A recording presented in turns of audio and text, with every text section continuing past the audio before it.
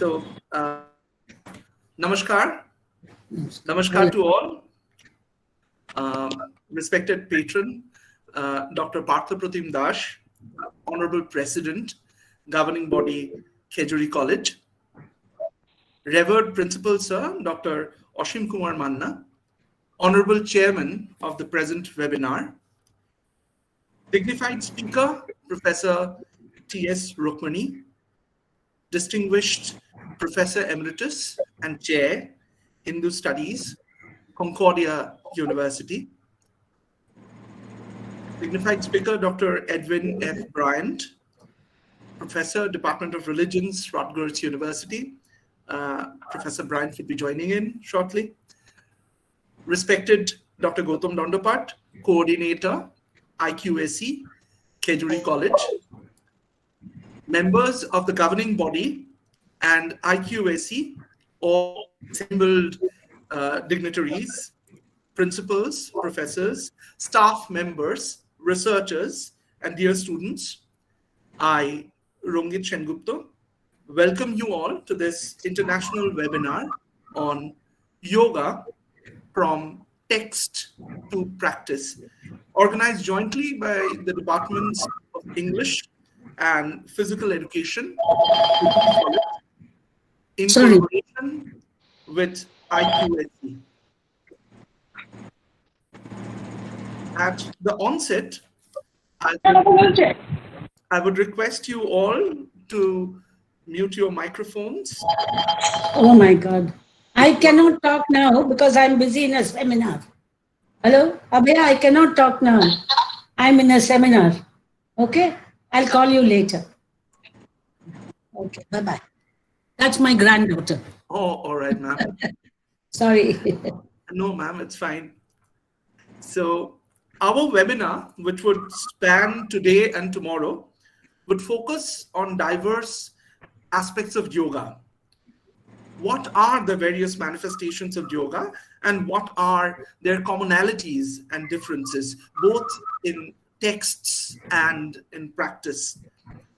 Yoga has been a worldwide phenomenon in contemporary times, but even in pre-modern societies, yogic texts and practice reflected considerable diversity, from yoga in the Upanishads, the Mahabharata, and Puranas,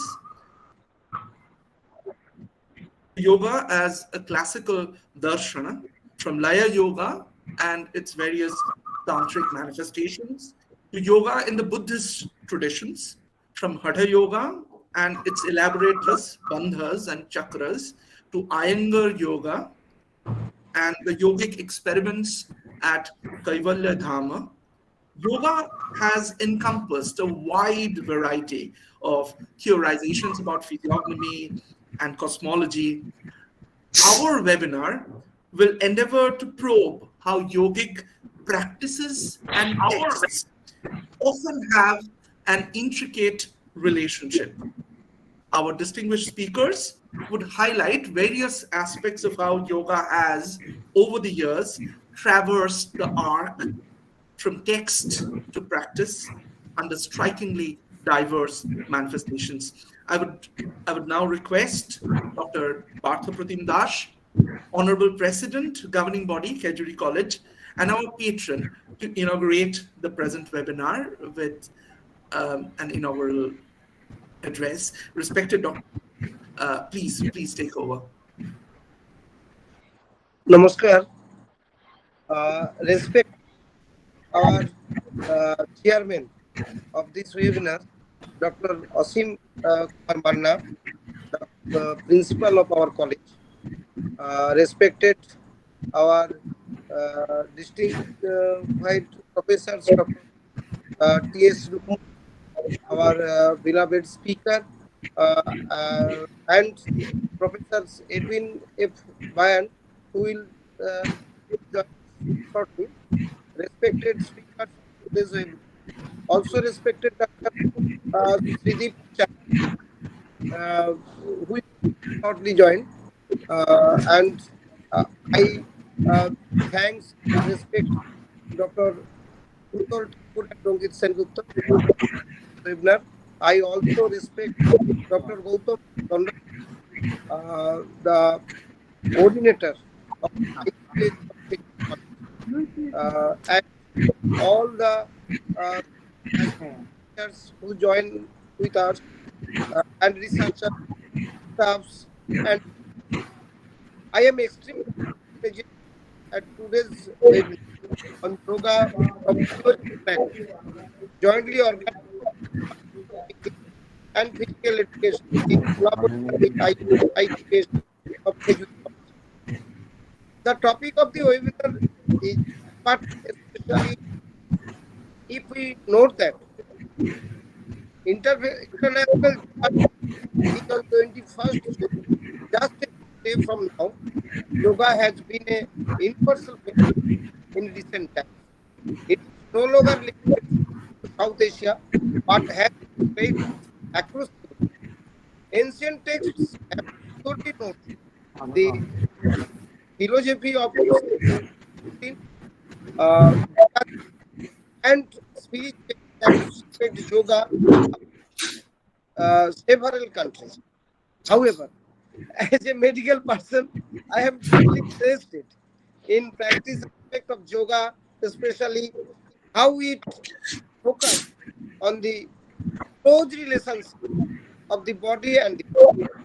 Our speakers today are generalized to surely enlighten us about the close relationship between text and practice, the mind and the body. Our college is located in rural Bengal and don't get an opportunity daily to listen to professors from USA or Canada every day. I am sure our students will make the most of the opportunity. I thanks Principal Sir and the IQAC of patronizing this event, and sir and the students for their participation. I wholeheartedly welcome our esteemed speakers.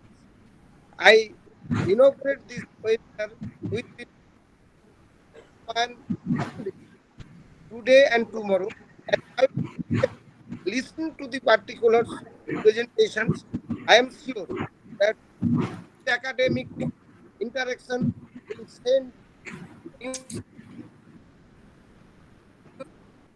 frontiers of our students to aspire to.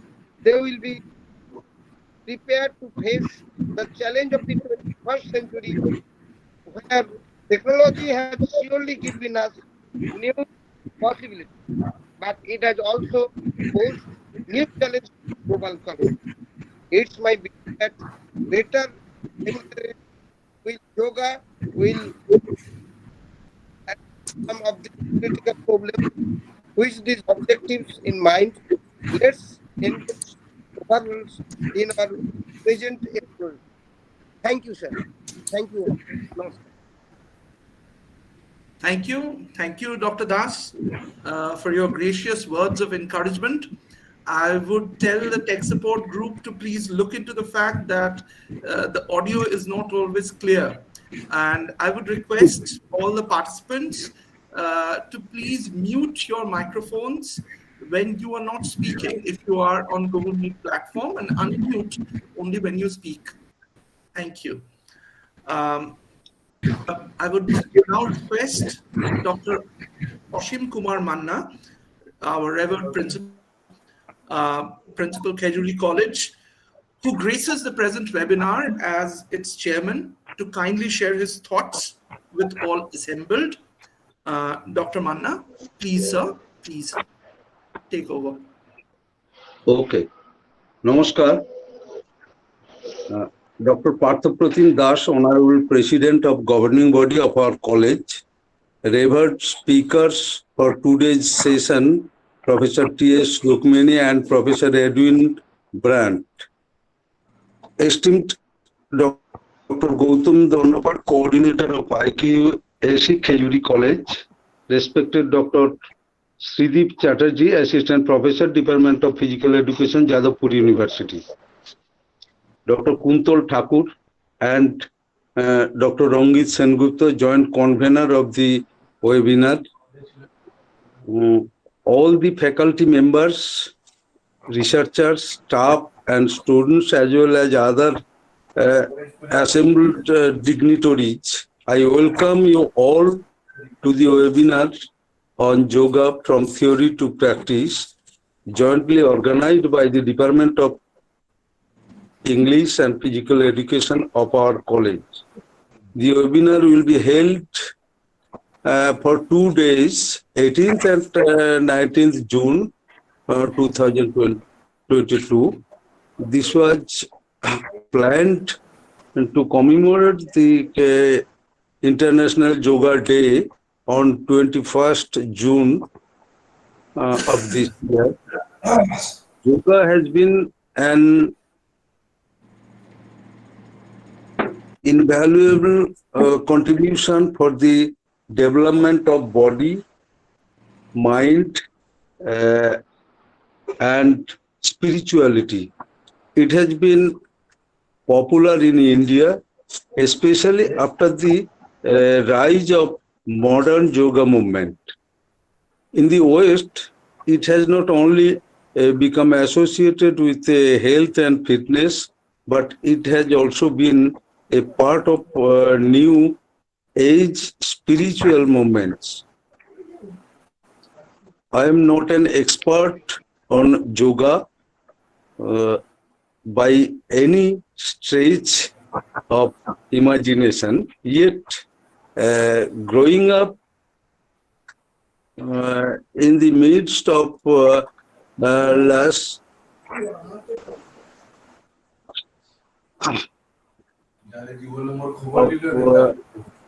Bengal countryside, I have after been attracted to a sense of calm and tranquility that exists in nature. I remember that in the days of early youth, I was often drawn to nature. I would sit surrounded by trees and felt a strange calmness within me. In my later life, as an academic researcher, I have often searched for this tranquility at nature's heart. I do not know whether this tranquility in yoga, but I can confirm that it conveyed to me a deep, inexpressible ethical purpose in nature. I have often seen students who have been touched by a sense of inner purpose after having undertaken physical and mental discipline. I am sure that this webinar on yoga will be beneficial for our students as well as for us. We will be fortunate enough to listen to designated scholars and our perception of yogic theory and practice will improve. I will like to thank Professor Rukmani and Professor Bryant for accepting our invitation. I also take this opportunity to appreciate the efforts of the Department of English and Physical Education along with IQAC for organizing this webinar. I welcome all to this occasion and hope that your active participation will make this webinar successful. Thanks to all. Thank you. Thank you, sir, for your kind words of encouragement. I will now humbly request Dr. Manna to permit me to introduce Our Okay. Introduce and continue. All right, sir. Thank you, sir. So our first distinguished speaker of today is Professor Trichur Subramaniam Rukmani. She has made seminal contributions in our understanding of yogic texts. As an eminent Sanskritist and teacher, she had been associated with several institutions, Indraprastha College, as principal of Miranda College, as professor and head of the Department of Hindu Studies and Indian Philosophy, University of Durban, Westville, South Africa, and the Department of Hindu Studies at Concordia University in Montreal, Canada. She is presently Distinguished Professor Emeritus and Chair, Hindu Studies at Concordia University. Dr. Rukmani's 4-volume translation of Yoga Vartika of Vijnana Bhikshu and her 2-volume translation along with critical notes of Shankara's Yoga Bhashya Vivarana have been indispensable guides for textual study of Patanjali's Yoga Sutras.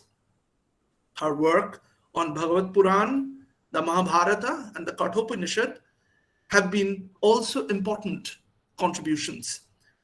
Professor Rukmani has served in the editorial and advisory boards of various important Indological journals, including Journal of Hinduism, published by Brill, Oxford Journal of Hindu Studies, and Nidan. Her countless important research publications and lectures have enlightened generations of scholars. It's indeed our sheer pleasure to have Professor Rukmani here with us. Her chosen topic for today is an ascent from practice to text. I once again introduce Professor Rukmani here, and I would urge all participants to put relevant questions to Professor Rukmani on the YouTube Live and Google Meet platforms. Some of these would surely be addressed by her in the question answer session. I would now once again request Professor Rukmani to please take over and enlighten us. Over to you, ma'am.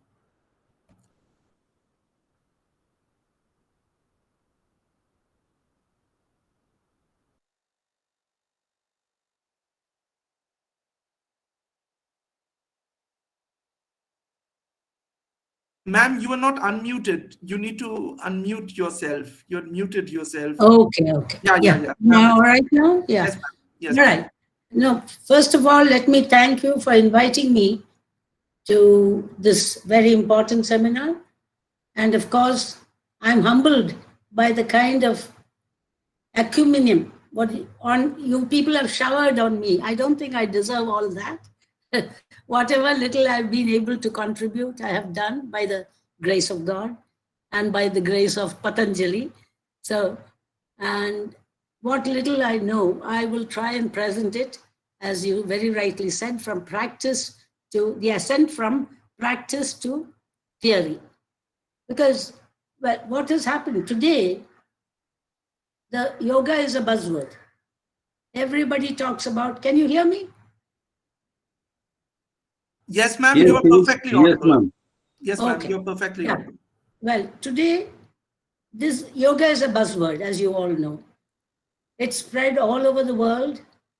It even has, as our main speaker said, that it's an International Yoga Day celebrated on June 21st.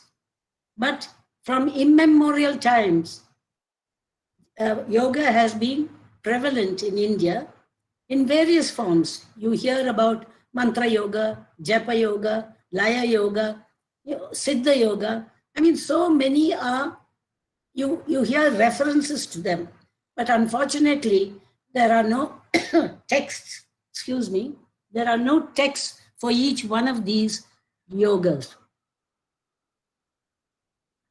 However, luckily for us, there is one text which I'll come to later, but right now I would like to spend a little time I'm sure amongst your audience, there are lots of people who practice yoga, but the main kind of yoga, which is really practiced all over the world, are the asanas. And yoga is not just asana. Actually, Patanjali's Yoga Sutras it is mainly a classical philosophical school, which we'll discuss a little later. But as far as practice is concerned, the emphasis is on asanas. Now, asana, he mentioned, Patanjali, as I said, there have been many kinds of yoga, mantra, japa, laya, etc. Even Patanjali mentions 7 different yoga practices in his first pada. Patanjali's Yoga Sutras, but I'll come to that later again.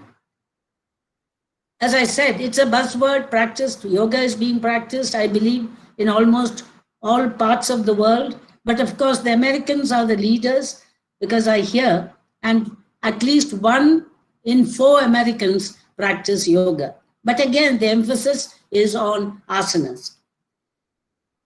I'm sure all these practitioners of asanas, at some point, there must be a curiosity to learn about the text which talks about the asanas. So it's important to understand what is that text which really describes the asanas. Now there are many sutras I must introduce here to the Yoga Sutra text. Why is it called a Yoga Sutra? Sutra, the literal meaning of sutra is a thread. A thread connects many beads together and makes it into a beautiful chain. So also, all those great rishis who wrote or compiled sutra texts, they structured, because all this was loosely lying around. So what they did was, for the understanding of people like you and me, they put them in a certain structure and arranged them in such a manner so that we have these wonderful classical philosophical sutra texts. And there are 6 Indian classical philosophies. You all probably know them. One is a Nyaya, Vaisheshika, Sankhya, Yoga, Purvamimamsa, Uttaramimamsa. Now, we leave out Purvamimamsa and Uttaramimamsa because those are Vedanta schools. Each of these philosophical schools has a sutra text. So the sutra, and now you understand, is connecting from the first sutra to the last and arranging the whole school in a particular manner so that we come to understand what is the school telling us about. And Patanjali compiled. I won't say he wrote it, he compiled, because at that time there were many, many practices of yoga. And to the genius of this gentleman, Patanjali, he decided that instead of this whole thing being lost, it has to be compiled into a text. And so he wrote or compiled this text called the Yoga Sutras, which are divided into 4 padas. Pada in Sanskrit means a quarter. Now, if there are 4 quarters, you will call it 4 padas. So the first pada or the first chapter of the Yoga Sutra deals with the advanced practitioner. In other words, it is called the Samadhi Pada, and it assumes that the aspirant has advanced very much in the path of yoga. So that is not for you and me, because I think most of us here are just beginners. Now the second pada is for people like us. It is called Sadhana Pada. That means the pada of means to yoga. And as far as the third pada is concerned, that is the powers which come by the practice of yoga. And that is called Vibhuti Pada. And the final chapter is called Kaivalya Pada, which tells you what is the result that you expect when you practice yoga. And that is Kaivalya. Kaivalya is another word for moksha. So moksha, Kaivalya, Apavarga, all nirvana, all these words can be interchanged to mean practically the last stage where one realizes the truth. You must be noticing, I don't say that one realizes oneself, the truth. And the truth can be defined in many ways in different systems. So every system says at the last stage, you will realize who you are, who you really are. Okay, now let's look at the sutras themselves. Because I'm sure people, I said from practice to text. So we'll have to go to the text first. How did I say that the first Pada deals with the advanced Samadhi practitioner? Because Patanjali does not mention that anywhere. Then who gave us this idea? It is the first commentator called Vyasa who wrote a commentary on the sutra and gave us this explanation as to what the first Pada deals with. Now, who is a commentator? A sutra is normally composed of 3 or 4 words. The first sutra of Patanjali's Yoga Sutra says, Atha Yoga Anushasanam. Atha Yoga Anushasanam. There are only 3 words. Now, we don't understand what the 3 words mean. We only understand, well, now I begin the instruction on yoga. This is a milieu. This is the 3rd century, 4th century BC. The Bhagavad Gita is already in vogue. And you already know in the Bhagavad Gita, there are a number of yogas already discussed. Bhakti Yoga, Jnana Yoga, Karma Yoga, Dhyana Yoga. So now, which yoga is Patanjali referring to? So we are confused. And if at all, he is repeating what the Gita says, why on earth should he write a whole Yoga Sutra to just repeat what the Bhagavad Gita says? So this was the dilemma. And then here comes Vyasa, the first commentator. The usefulness or the great service that these commentators have done to elucidate the meanings of the sutra text cannot be measured in ordinary terms. We could not have understood any of the sutras, the Brahma Sutra, the Gautama Sutras, Nyaya, Vaisheshika, Vedanta, as well as Sankhya Yoga. None of these could have made sense to us till the commentator explained these words. So now comes Vyasa, and then he says, well, here yoga does not stand for Bhakti Yoga, Karma Yoga, all those things.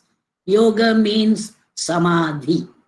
So you see, the definition of yoga as far as Patanjali's Yoga Sutras are concerned is that it means Samadhi. Now, when we talk about Samadhi, then our curiosity is, we start thinking, what is this? Where does it occur? What does it mean? So, and then of course, I will not go into the first chapter, deals in great detail about 2 kinds of Samadhis, Sampratnyata, Prajna, all kinds of technical terms I explained in the first one. But as far as the second chapter is concerned, which I said is Sadhana Pada, the means to yoga, there he lays down very clearly, keeping in mind that we are beginners. I'm using a collective noun, we, that we are all beginners. He takes us step by step as to how to practice the 8 steps of yoga. So now, what are the different steps of yoga? The first sutra of the Sadhana Pada, I hope now I can use the word Sadhana Pada instead of saying the Pada which deals with the means. You see how Sanskrit is it condenses the meaning of the word in one word, Sadhana Pada. So this Sadhana Pada, the first sutra says, Tapaha, Swadhyaya and Ishwara Pranidhana are Kriya Yoga. Now, why is he stressing on Kriya Yoga? Because we are talking about Patanjali's Yoga Sutra, Patanjali's Ashtanga Yoga. In this context, what is the importance of Kriya Yoga? Because Kriya Yoga is the one which will weaken the kleshas. You see, now comes a new word, klesha.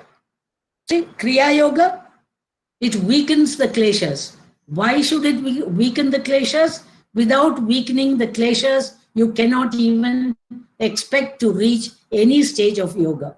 So now we'll have to explain what kleshas are.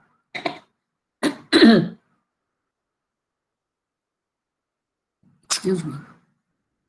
Now, kleshas are afflictions. You see, it's the kleshas which make us act again and again. Until the kleshas are destroyed, we will not be able to make any progress in the path of yoga. And so the new word kleshas stand for 5 kleshas. In English, I have translated it as afflictions. Many people have translated it differently, but I thought afflictions is the one which really afflicts us. And so unless we get rid of the afflictions, we will not be able to make any progress. And the kleshas are 5 in number: avidya, asmita, raga, dvesha, and abhinivesha. I will explain each one of these terms. Avidya is mistaking the permanent or the impermanent to be the permanent. Mistaking the ego to be the self, for instance. See, something which is permanent and something which is impermanent. The earth is impermanent. You can't expect it to be, you can't think it is a permanent thing. It will also be destroyed. Then something which is impure to be pure. The body is impure. It is full of dirt if you analyze the body. And to imagine that that body is pure is sheer foolishness. And then to expect the world is full of sorrow. See, Yoga Sutras believes that there is dukkha, that is sorrow. There is a cause for sorrow. There is a release from sorrow. And there is the means to the release of sorrow. I mean, that's the way he has structured the whole Yoga Sutras. So everything causes pain in the end. You might think eating rasgulla is very good, but if you eat more, after you keep on eating it every day, it's going to end up by giving a stomachache. And then, of course, the non-self to be the self, as I said. That means you imagine that the mind or the ego is the self, and thus you have the first klesha as avidya, asmita. Now we come to asmita. I hope you have understood what avidya stands for. The second klesha is asmita. Asmita is that ego, and we mistake the ego to be Purusa.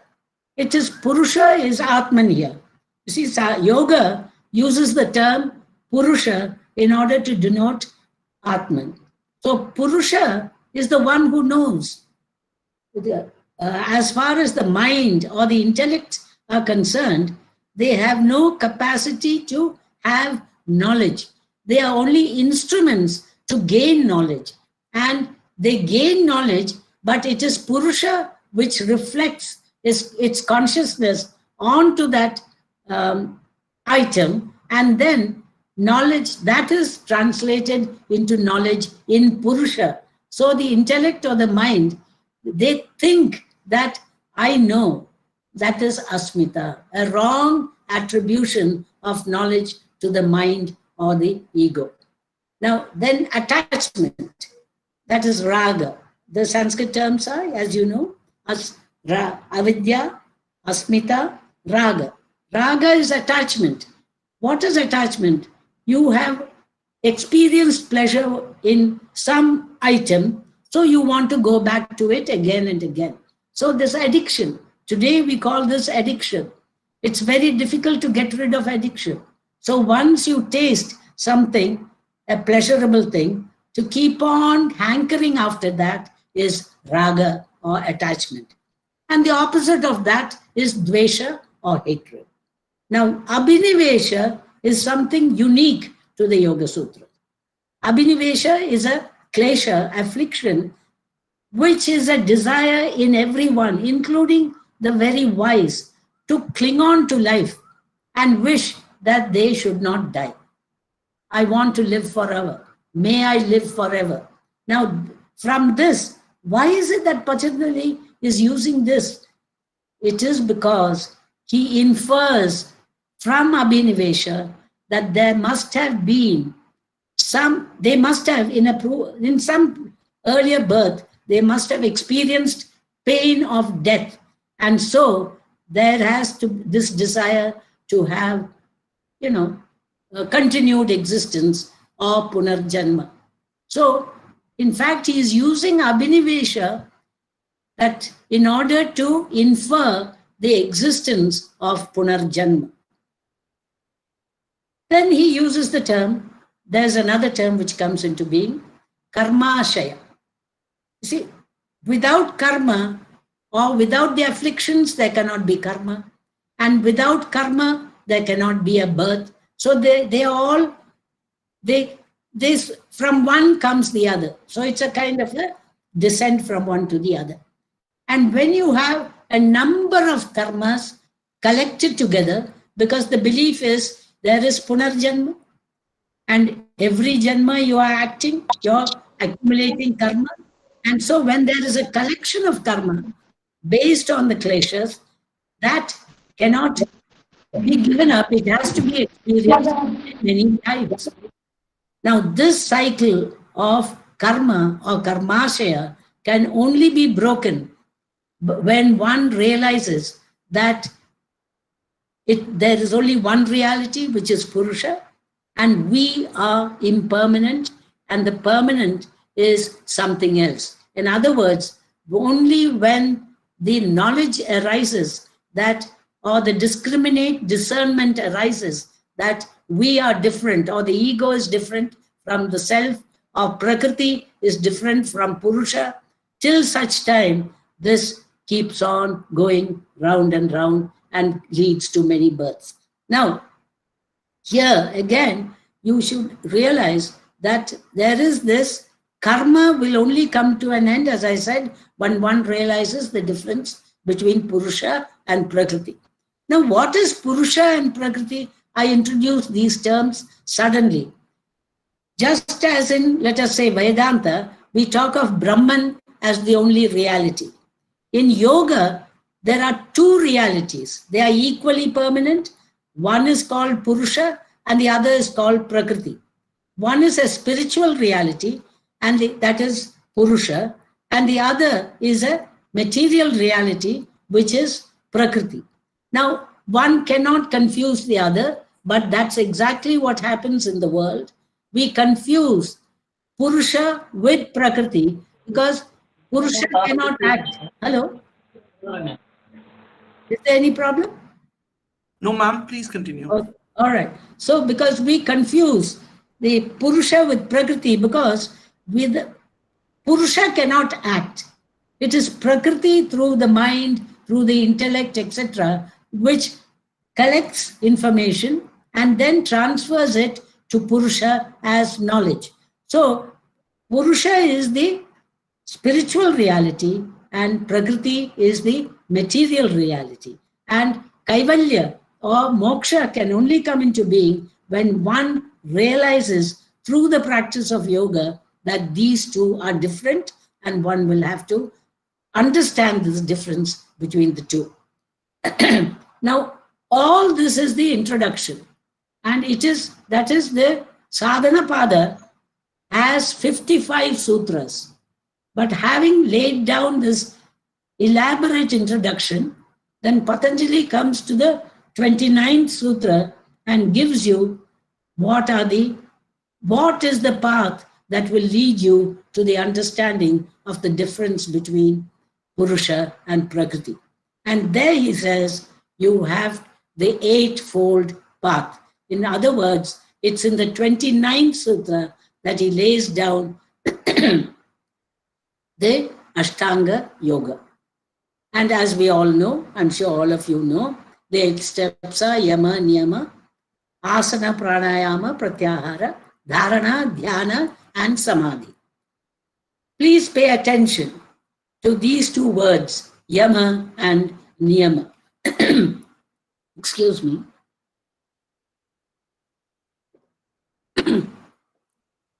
Yama has been defined. And you must also pay attention to the ascending or descending order. You start off with yama. Why am I drawing attention to that? Because there is a comment somewhere in the Yoga Sutras which says, unless you practice all these 8 step by step, there is no reaching Kaivalya. So now what is yama? Yama is ahimsa, satya, asteya, brahmacharya, aparigraha. Now these are all Sanskrit terms. I'm sorry to use them, but I'll have to explain them. Yama is ahimsa, practice of these 5 ethical qualities, which will purify the mind. In other words, it is absolutely necessary to purify or to be ethically correct in order to practice yoga. You cannot have, go and murder somebody and then sit down and do dhyana. That is the idea, because your mind and body have to be pure in order to practice yoga. So ahimsa, non-violence; satya, speaking the truth; asteya, not to steal or ask, feeling that I should have what another person is having; asteya, brahmacharya, self-control, that's absolutely necessary; and finally aparigraha, non-greed. Oh, he has such a beautiful house, why can't I have it? So aparigraha is non-greed. Yama, ahimsa, satya, asteya, brahmacharya, aparigraha. These are the 5 qualities of yama, and Patanjali is very clear, unless your mind is pure, you can't take another step towards yoga. Then comes niyama. Niyama is outward cleanliness. It is saucha, santosha, tapaha, swadhyaya, and Ishwara pranidhana. I wonder if all of you remember that the first sutra mentioned tapaha, swadhyaya, and Ishwara pranidhana as Kriya Yoga. Do you recall that? Tapaha is the capacity to be able to go through suffering. Swadhyaya is reading the sacred texts of yoga, and Ishwara pranidhana is dedicating all one's actions to Ishwara, because there should be a humility developed in a yoga practitioner. So niyama is a physical cleanliness and mental cleanliness, whereas yama is ethical qualities. There's a distinction between these two. So it's only after yama and niyama he comes to asana. Now, why is asana important? And there is just one simple line where Patanjali defines asana. He calls it sthira sukham asanam. Steady and comfortable sitting or posture is asana. That is all. He just says, where you feel, you can use any, you can be a sukhasana, vajrasana, whatever, whichever asana. Asana here is posture. Whichever posture you feel steady, you can't be fidgeting. You have to be steady as well as comfortable. That is known as sthira sukham asana. Now here, and Patanjali does not give you any more asanas. The asanas start, Vyasa is the first commentator, as I've already mentioned. You could probably, he is considered to have lived around about the 5th century CE. And he is the one who mentions at least 11 asanas, postures, whereas Patanjali does not give you a single asana. Now, why is asana so important? Asana is important for the sake of proper regulation of breathing. See, breathing is the most important, pranayama. Without having regulation, you have to be able to regulate your breathing, and unless that is there, nothing you do will succeed in yoga. So, and asana is important in order to be comfortable and steady in order to have the proper regulation. Now, all these, so as pranayama, then once you come to pranayama, that takes over. I have something regarding pranayama, which I needed to tell you from my book. Sorry. Why is, okay. Anyway, we can leave it out. Okay. You see, pranaya is important. I have a one-line Sanskrit, please excuse me for using that. Tapona param pranayamat, tato vishuddhir malanam, deeptischa jnanasyeti. Why is this so important? Why is pranayama so important? It is important because it is only from pranayama, tataho vishuddhi, there will be purity and destruction of the malas, that is all the dirt. And then from that, you will be able to realize the ultimate. So this is the importance of pranayama.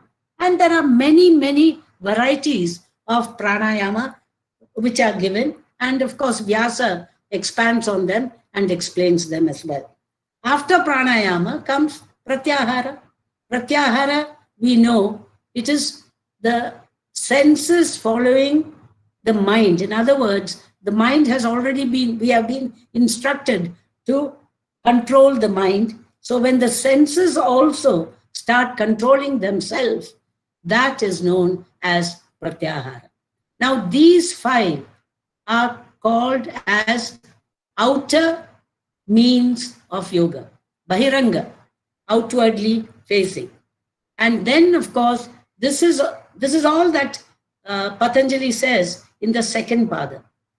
Then he jumps to the third pada because the bahiranga has been dealt with. Now he goes to the antaranga. Antaranga is the inward yoga practices. The inward practices, antaranga, are only 3. That is dharana, dhyana, and samadhi. Now, dharana is, in English, we translate it as concentration. When you concentrate on one object for a long time, and then after some time, that same object keeps on flowing one after the other in your mind, that the first stage is dharana, and the flowing of the same object over and over again is dhyana. And when even that gets stabilized and one becomes identified or one becomes one with the object of meditation, then that is known as samadhi. But of course, this is not the ultimate, but we won't go into that because that I will have to then start telling you what is sampratnyata samadhi and apratnyata samadhi, but we leave it at that. But then what happens when you practice all this? Then the stage comes when there is the something known as pratnya comes into being. Pratnya is, it is called ritambhara pratnya. Ritam bibharti iti ritambhara. Something which reveals the truth of every object. When we see an object outside, we only see what is outside. We don't know the composition. We don't know what it really is. But the belief, when pratnya comes into being, the belief is that one will be able to see right up to the composition of the object that one is facing. Now, pratnya, and in some comment, I think it is one person mentions, I don't remember the name, that pratnya is the stage of jivan mukti. Or maybe it's Vachaspati Mishra, but I'm not too sure. So this is the stage when it is also called Dharma Megha Samadhi. Dharma Megha Samadhi. That stage where one is able to understand all the inner workings of any object that one faces. Now, pratnya is the last stage as far as the bahiranga sadhanas are concerned, and then of course one goes on to the other stage. I think my time is up, so I'm going to stop now. Am I right, Ranjit ji? Ma'am, you can continue and take your time and conclude. Professor Bryant is there with us. And Hello, Edwin. I don't think he heard me. He must have muted. Yeah. Well, I think I'll stop here because I'm sure there'll be some questions. Unless, hello, Edwin. Namaskar ji, nice to see you again. Namaskar. Namaskar. Nice to see you. Thanks to Ranjit ji and the entire college, which has invited both of us together. It's a pleasure. If it's okay with you, Professor Rukmani, I'd like to give my presentation, and I may have to rush because I was in my daughter's graduation, and I flew out to her university. For 4 days, I was with her, and then yesterday I got a message that she tested positive for COVID. So I now have to get a test, and the only slot I could book was right after my presentation. So if it's okay with you, no, perfectly all right. We can have questions, but I may need to rush off. I hope that's okay. Certainly. Everybody is understanding. Wish you all the best, and my good wishes to your daughter as well. Thank you so much. Yes. Okay, so I think shall we commence? Or? Yeah, Professor Bryant, just wait a couple of minutes. I would introduce you. And Professor Rukmani, please stay with us because there are questions that have come in. All right. Okay. So I would now request permission from the chair.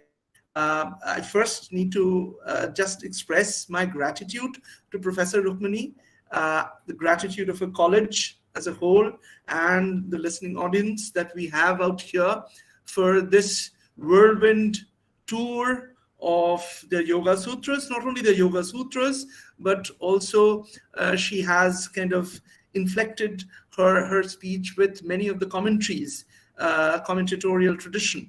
And she has also kind of spared us a bit because I had told her that we are not, most of us are not Sanskritists. So she has limited those references, but it was a very lucid presentation, ma'am. Thank you for all this. Please stay back for the question answer session. I would now request permission from the chair to welcome the second distinguished speaker of the present session, Professor Edwin Bryant. Professor Edwin Francis Bryant is the professor of Hindu religion and philosophy at the Department of Religion, Rutgers University, New Jersey, USA. He is a famed Indologist whose translation of the Yoga Sutras of Patanjali has been a definitive contribution in modern yoga studies. It is laced with elaborate discussions on the Vyasa Bhashya and various medieval and modern commentators like Vachaspati Mishra, Vijnana Bhikshu, Swami Hariharananda, among others. He has extensively researched and published about the origins of Vedic culture. His works on Bhagavad Purana have been widely adored, and his edited source book on Krishna serves as a treasure trove for seekers. Professor Bryant has had a distinguished scholarly career, but perhaps more importantly for us, he has been a seeker, a sadhaka, a bhakta, a practitioner of yoga. Professor Bryant's topic for today's presentation is Ishwara's presence in Patanjali, if I'm not wrong. I would once again request all participants to post relevant questions in the Google Meet and YouTube Live platforms, and some of these questions would surely be addressed by Professor Bryant. Without further ado, I would request Professor Bryant to deliver his talk. Please, sir, please take over. Thank you so much, Rangit, if I may call you by your first name. Very generous, all those things you say, but of course, let me start by saying whatever small accomplishments I may have made is nothing compared to Dr. Rukmani's. I always want to say Rukmini, but it's of course Rukmani. She is truly a doyen. I think the feminine of doyen is doyenne, double N-E, of Indian philosophy. At least we in the West, I don't know about, I'm sure it must surely be the same in India, but we in the West, we revere her as just one of those greats, like Professor Dasgupta of Calcutta, and on that level. So for myself, personally anyway, I took great advantage of her commentary on Vijnana Bhikshu, because Vijnana Bhikshu was dear to my heart.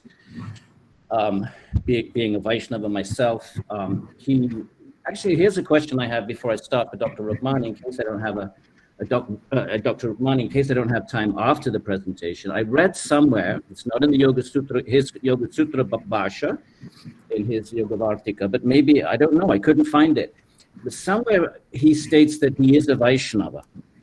I asked Andrew Nicholson about this. He said he'd also run into that reference and he couldn't remember it. I'm wondering if if Dr. Rukmani knows where he says that. Clearly he's a Veda Vedin, but by the 15th, 16th century, what is Veda Veda other than some form of Vaishnava? And since the time of Ramanuja, we don't have just Veda Veda, we have Veda Veda as it goes into Vishishta, as it goes into Achintya Veda Veda, as it goes into Dvaita Dvaita. I don't think we have any sort of non-Vaishnava forms of Veda Veda. So I'm just wondering if Professor Rukmani actually knows where that reference is, and or if it even exists. So my topic is, I'll answer this, because as far as this specific acknowledgement of being a Vaishnava, I have not come across it, neither in the entire whatever work I've done, including the Yoga Sangraha. Yes. But in the Yoga Sangraha, he mentions he is a Siddha. He's a Siddha Purusha. He does say that, yes. He says that. But that's all as the personal, autobiographical statement about his. Of course. Otherwise, we don't get a... We don't have that, but clearly he's not an Advaitin because he does make comments against Advaita. He condemns Shankara. He condemns Advaita, and clearly he's very partial to Vishnu. Whenever there's a reference to Ishwara, it's Vishnu. He doesn't mention the Bhagavata. Yes. I'm going to assume Vishnu Purana, and if we assume Vishnu Purana, we might want to sort of consider some form of late Ramanuja related, Vishishta. Anyway, that would be speculation, but he must belong to some Vaishnava. He must belong to a lineage, a parampara. He's not just going to be a lone ranger. He's too much of an orthodox thinker. So by a process of deduction, I think we could say he was perhaps some kind of Vishishta Dvaitin. That would be my guess. So I would tend to agree. Yeah. So and he's a little bit earlier than Chaitanya, and Vallabha and the whole explosion of Krishna Bhakti in the north. I think he's slightly before that. Correct? Am I correct to say that? You mean the Krishna Bhakti movement? Yeah, because he's a little bit before that. He's a few years before that. I think so, because the explosion happened a little later, but maybe the early years he was around. This is my feeling. He's a northerner, isn't he? He's from the north. Yeah. Oh, people say he's from Bihar. He's from Bihar, so he must have had some. That must have spilled over into his life. Yeah. Okay. So, friends, good morning from me, and I'd like to focus on a much neglected element, and in my opinion, a purposely misrepresented element in Patanjali, and that's the Ishwara element.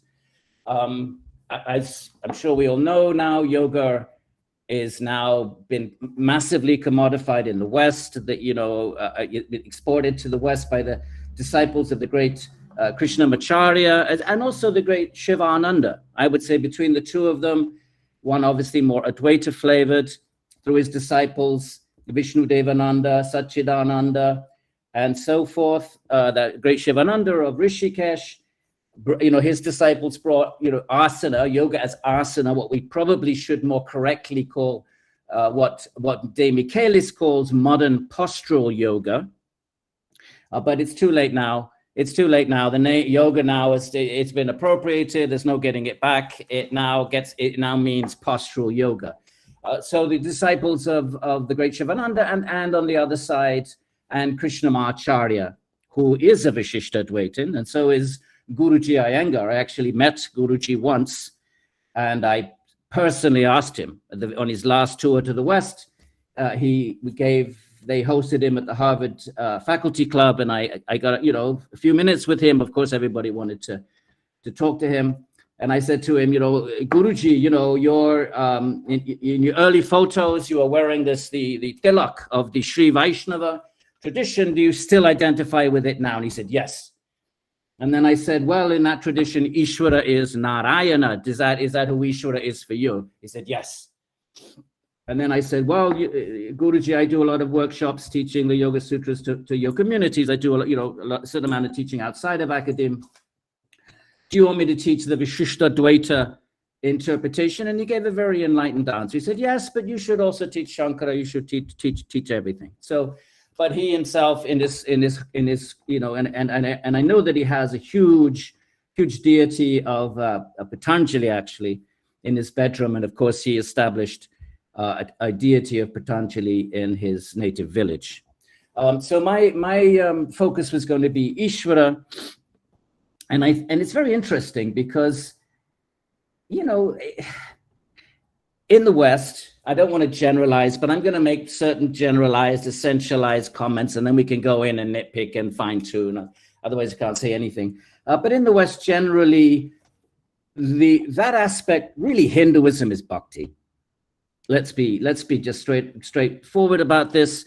The real life on the ground, Hinduism. 95% of that, we can make up some figure, but I don't think that's a controversial statement to say it is bhakti. And bhakti, of course, is a verbal noun. It's a verb in the form of a noun, and verbs connect a subject with an object. That's what a verb does.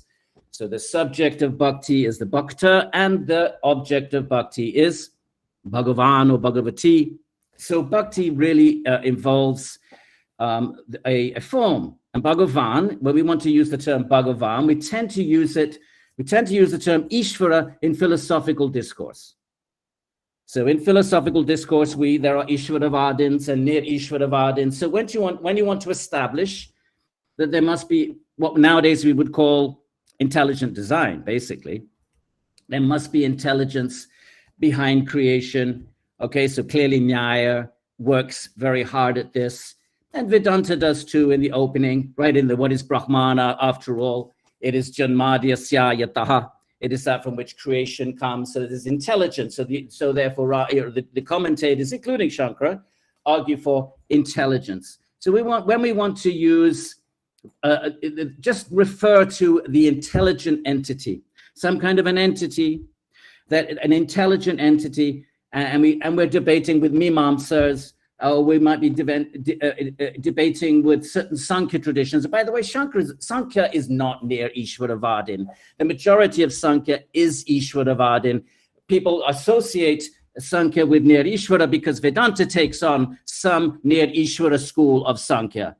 So that's fine. Clearly, there were near Ishvara schools, but the vast majority of Sankhya traditions that we find in the Moksha Dharma throughout the Puranas is clearly Ishvara. So that's a little correction that needs to be made.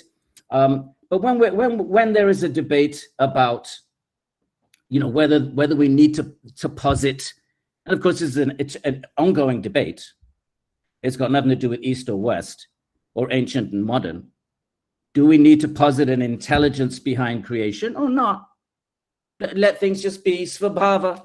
As Mimamsa would say, what do you gain by positing a person? Let just the laws of karma, let that just be the svabhava of things, the nature of things that creation manifests. Buddhists the same, eternal flow, interdependent reality. So this idea of what do we gain by positing an intelligent being rather than just the way things are is an eternal debate.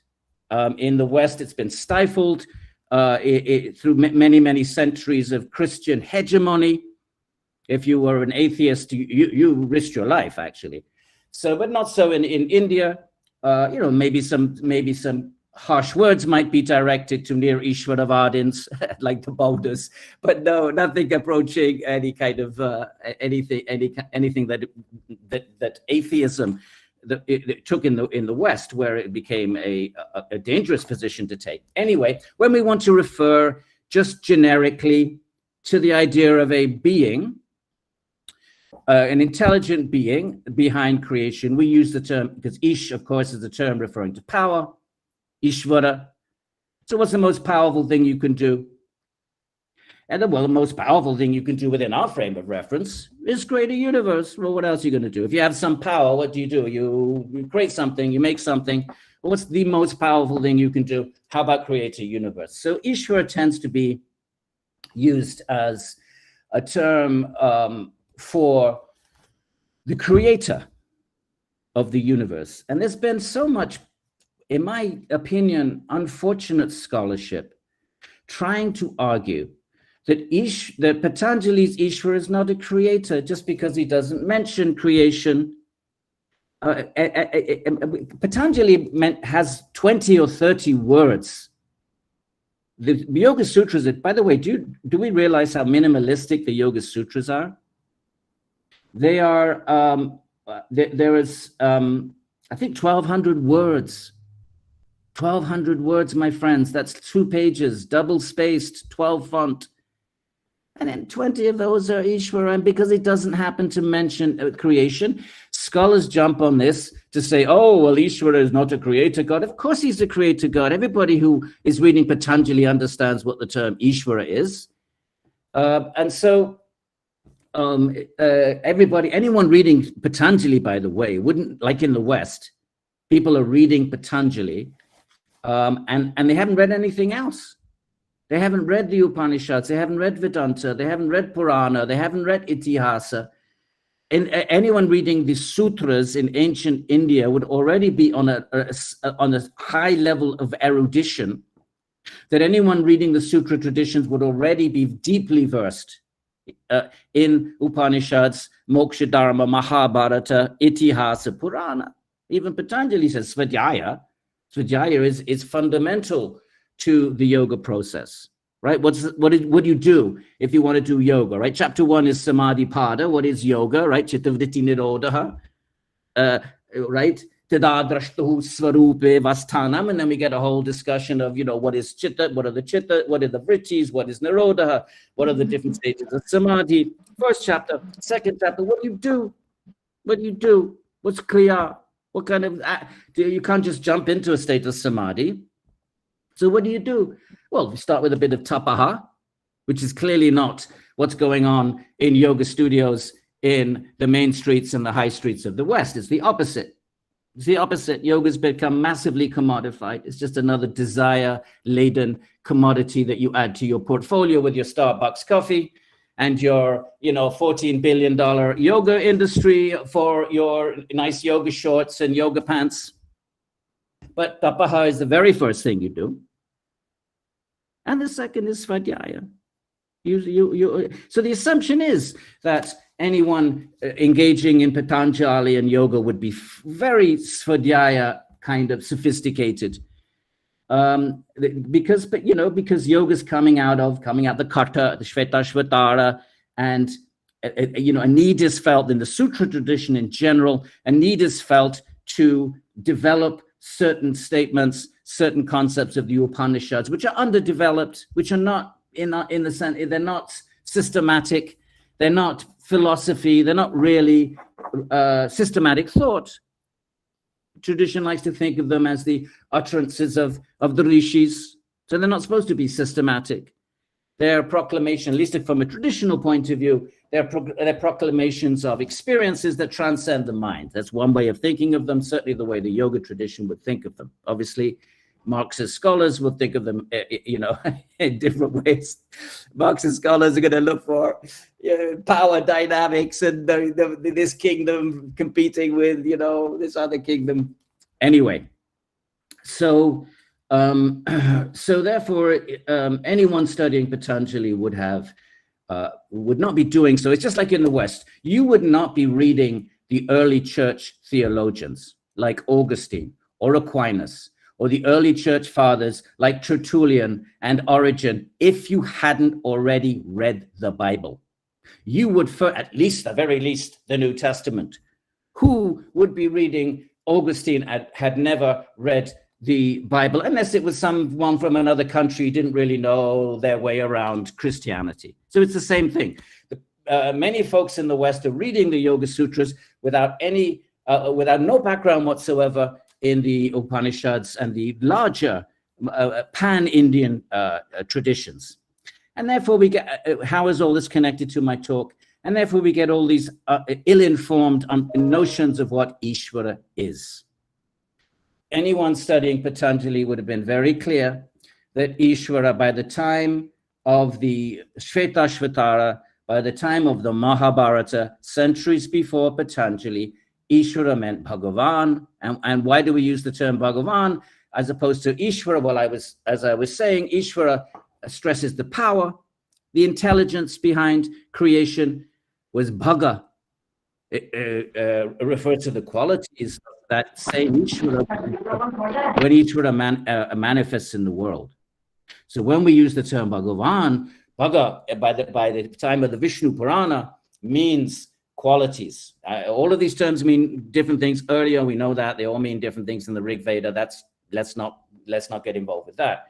So Bhaga means form, beauty, qualities, and therefore refers to Shiv, Bhagavan, to Vishnu, to Krishna. These Bhagavan refers to that same Ishwara, that same Brahman that the Vedanta talks about, that Brahman that is the source of Yataha, Janmadiyasya, Yataha, from whom comes this creation, etc. That Brahman, that Ishwara, that manifests. All of these traditions say that Brahman. I work with the Bhagavata Purana again and again and again. In the Gita, Brahmano hi pratishtaham, Krishna says again, I am that Brahman, I am that Ishwara. So when we use the term Bhagavan now, we're in the realm of Krishna, of Ishwara with form and qualities. All of these are unlimited forms, but of course we are most familiar with the form of Shiva, Shiv Bhagavan, and his qualities. He's kind. His form is white. He wears certain, has the snakes around his neck. He has the dreadlocks. He has the trident. We're all familiar with the form of Shiv, and Narayana has his yellow dhoti. He has his forest garland. He has all the things he has. His crocodile earrings. This is the meaning of Bhagavan. So we have to assume that even though Patanjali does not state who Ishwara is, he's sophisticated. From the way I like to think of Patanjali, unlike the Gita, Gita's in your face. Krishna says, I am Bhagavan, I am Ishwara. Then you create a problem for the Shaivas, you create a problem for everybody else. And they're like, wait a minute, why you say Krishna? What about that? So you're going to create a sectarian problem there.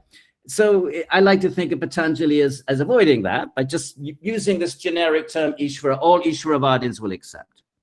Okay, for the Shaivites, plug in Shiva. Krishnaites, plug in Shiva.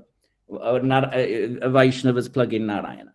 But the point I want to stress here, my friends, is we have to accept that by the time Patanjali is writing, whenever you want to say 2nd century, 3rd century, the Common Era, it's going to be post-Mahabharata. Whatever date you assign him, it's going to be post-Moksha Dharma. It's going to be post-Shvetashvatara. From that time onwards, probably a lot longer.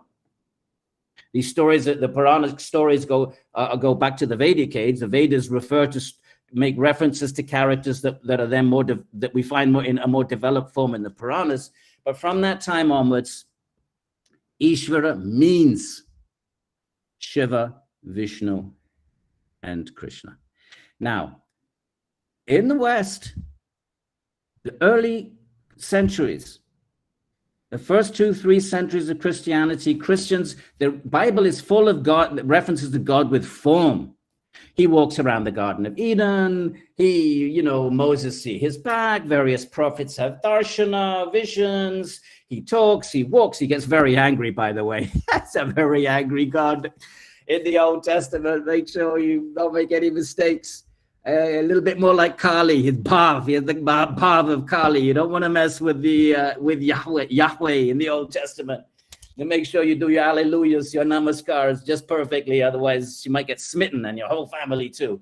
But anyway, in the first 2-3 centuries of the Common Era, Christians naturally thought of God as a being. That man is made in the image of God. That we have a form and a certain gunas. We have certain bhagas. We are Bhagavans in a tiny way. We possess qualities and forms because Ishwara does. Of course, Ishwara's form is supreme and omnipotent and indestructible and the rest of it. It's only around the 3rd century when the early Christians were kind of ridiculed, actually a bit like Ramanuja's time. Vaishnavism was not taken very well. One of the reasons that Ramanuja writes his Bhashya is to give Vedantic, which means intellectual respectability, to the Vaishnava tradition. So that you know, and of course then Madhava comes along even more robustly. So in the same way, this is the Dharma of the theologian. The Dharma of the theologian is to defend the tradition, give intellectual respectability of the tradition, take the philosophical categories of that day and age, and channel them into the support of theological truth claims. So if you're a Shaiva or a Vaishnava, your ultimate truth is a Bhagavan with form, is Bhagavan, is Shiva, is Vishnu. And so you have a Ramanuja, and Shankara, by the way, in his own way, is also Vaishnava.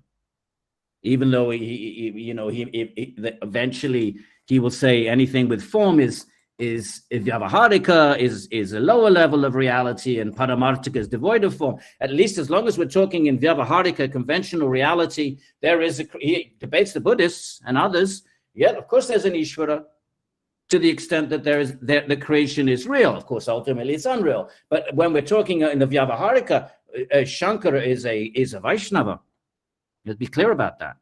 So anyway, the early Christians naturally accepted the literal words of the Old Testament, of the Bible. God is a person that speaks, that talks, that walks, that has a form, that has hands, that has legs that walk, that has a tongue that speaks.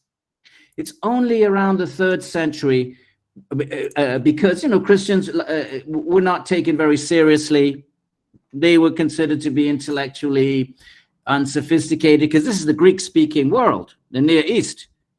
It permeated with Aristotelian and Platonic thought, sophisticated Greek philosophy.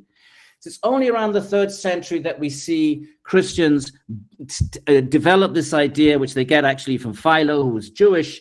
The Jews also, that all these references are metaphoric. They're not to be taken literally. When God talks, he doesn't really have a mouth and a tongue. He's really sort of just communicating. When he walks, it just means he's omnipresent. And you start getting these non-literal interpretations of their Shastra. Then you get this idea that form must be material. And anything material is composite. And if it's composite, it can be broken apart. And if it can be broken apart, it cannot be eternal, right? This is classic Buddhism, this idea, of course, is universally accepted. So anything that's eternal cannot be composite and cannot be made of matter. Now, notice the assumption. The assumption is form is material. That is the assumption that was made by all Christian and subsequently and therefore God cannot be material, cannot be composite, is eternal, and therefore cannot have a form. That idea then pervades the entire history of Western intellectual traditions. Even atheists, when they're arguing for atheism, they're arguing against Abrahamic notions of God. So then, of course, that idea then filters the entire Western intellectual tradition. I can actually generalize here. I'm writing a book on this, by the way. So I have done some homework here, and I of course welcome your feedback. That then enters into India via, obviously, colonialism and the Indian encounter with Western intellectuality. So then Western scholars have no interest whatsoever in the Puranas. Why? because of Bhagavan. The Puranas are essentially, primarily, to a great extent, highlight Bhagavan and Bhagavati, whether it's a Shaiva Purana, even the later Devi Purana, whatever it is, have no interest in bhakti. So what are they interested in? They quite like the Yoga Sutras because Ishvara is so understated. It's so understated. What is it? It's just klesha karma vipakashaya aparamrishtaha. And therefore, from this, you start to get, the Ishvara is there. But because this Patanjali is assuming everybody knows what Ishvara means, and his project is not bhakti in the sense in the Vaishnava sense of an eternal relationship with Bhagavan. No, it's Svarupa Vasthanam is the goal of the goal of Patanjali. Ishvara is there, no doubt. Vyas calls it bhakti vishesha, no doubt. It's a special kind of bhakti. But essentially, what is the goal of Patanjali and yoga? Sva Rupa, absorption in your nature, not in the Rupa of Bhagavan, which is, of course, is the goal of the Bhagavata. The Bhagavata is all about Bhagavan's Rupa. He's beautiful, he's blue with lotus eyes, and the goal there. In fact, in the Bhagavatam, moksha is dismissed as hell. There's even a verse, this is hell. Bhaktas don't want to be Svarupa Vastanam because then they deprive themselves of the opportunity of an eternal relationship with Bhagavan. So it actually uses the term hell. I wrote a paper once, moksha is hell, the Bhagavatam. So anyway, hopefully you're seeing how I'm threading the story together. So then from the Western encounter, Puranas, no interest at all. Not barely Wilson translated the Vishnu, but almost no attention given to the Puranas. The French did a couple, were a bit more interested in the Bhagavatam, but compared to the attention given to the Vedas and Nyaya and Vedanta, minimal. Why? Because of what they would Westerners consider to be mythological, early Western interpretations of the forms of Shiva and Vishnu, and this is the devil. This is the devil that is these nice Indian folks have been deluded by the devil. Of course, people don't say that anymore, but if they're generous, they're going to say, well, it's metaphoric, they're symbolic. My friends, nowhere in any of the Puranas does it ever say, Mimamsas might say this, but the Puranas themselves never say these forms are metaphoric or symbolic. The Gita, where does the Gita say it's symbolic? Where does Vedanta say it's symbolic? Where does the 18 Puranas, 400,000 verses, find me one verse where it says these forms are not real, they're just metaphors, they're just props, they're just ways that we can fix our mind to help us, fix the mind on what is beyond the mind. No, they're considered to be ultimate and absolute. Even Patanjali never says that it's metaphoric. But his goal is the Atman, not real bhakti. Real bhakti meaning an eternal relationship with Bhagavan. So Ishvara, but still in Patanjali, he says he's beyond karma, he's beyond the kleshas, and he's eternal. Why? Because he's the guru, Purvesham. So somehow or other, Ishvara is a Purusha Vishesha, a distinct, he's not a Dvaita here.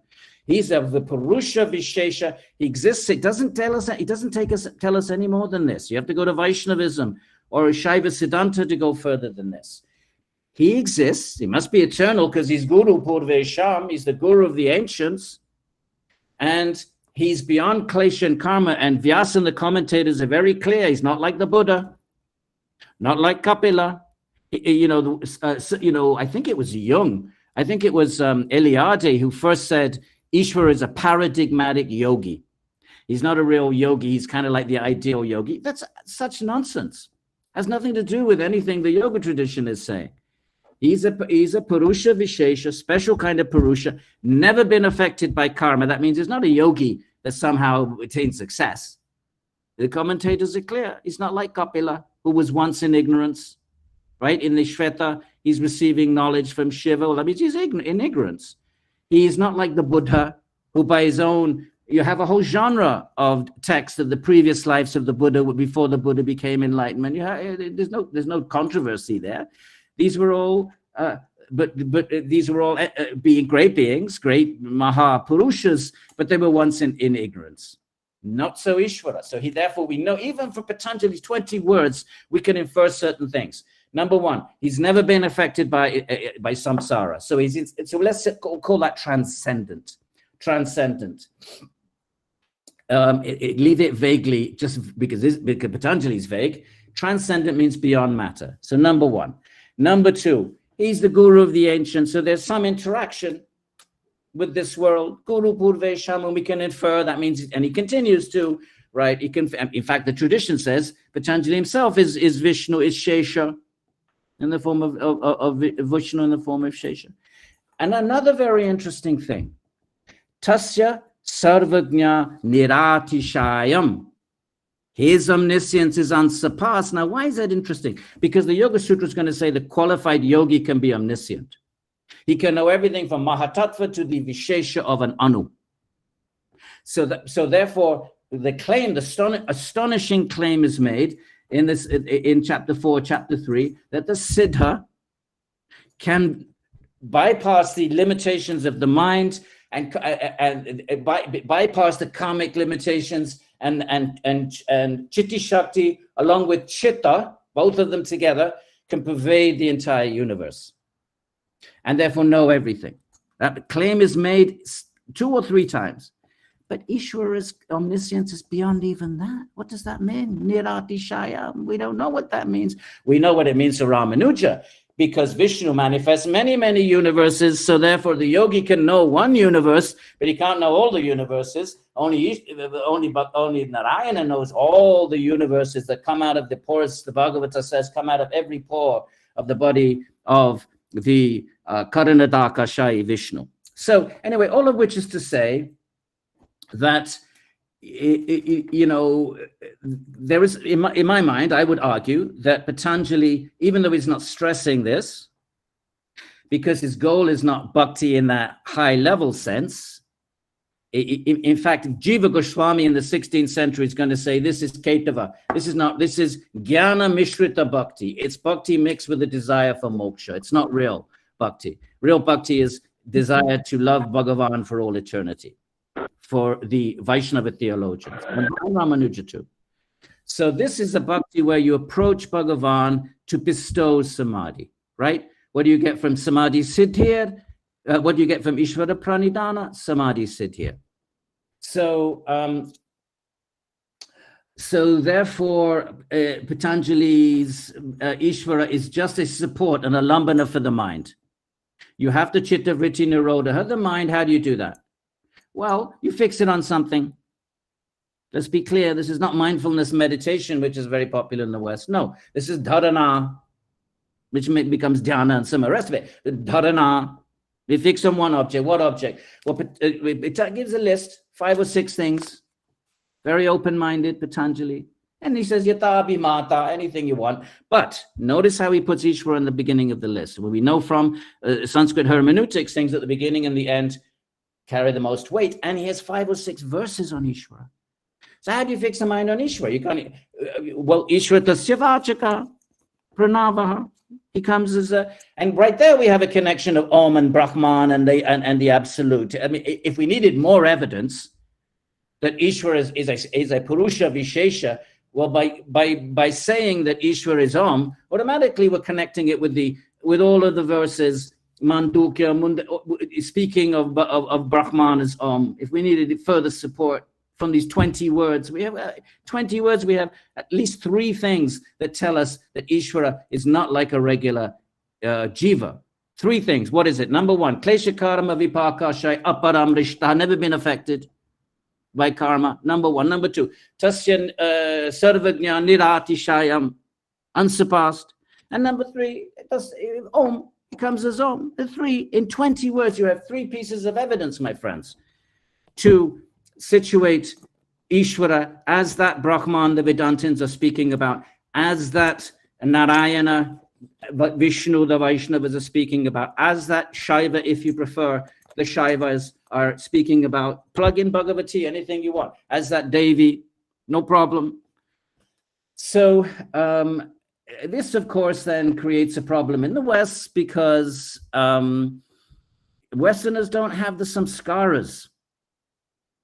to understand the bhaga, the qualities and the rupa, because that has been excised from Western theology by the 3rd century. And that's what I'm trying to do in my book, is say, look, you guys, you all believed in, Western Jews and Christians happily believed in God with a form until Western theology gets hijacked, using a strong word there, hijacked by Aristotle and Plato. And what is Aristotle and Plato's assumption? That form is material. And the Nyaya have the same assumption.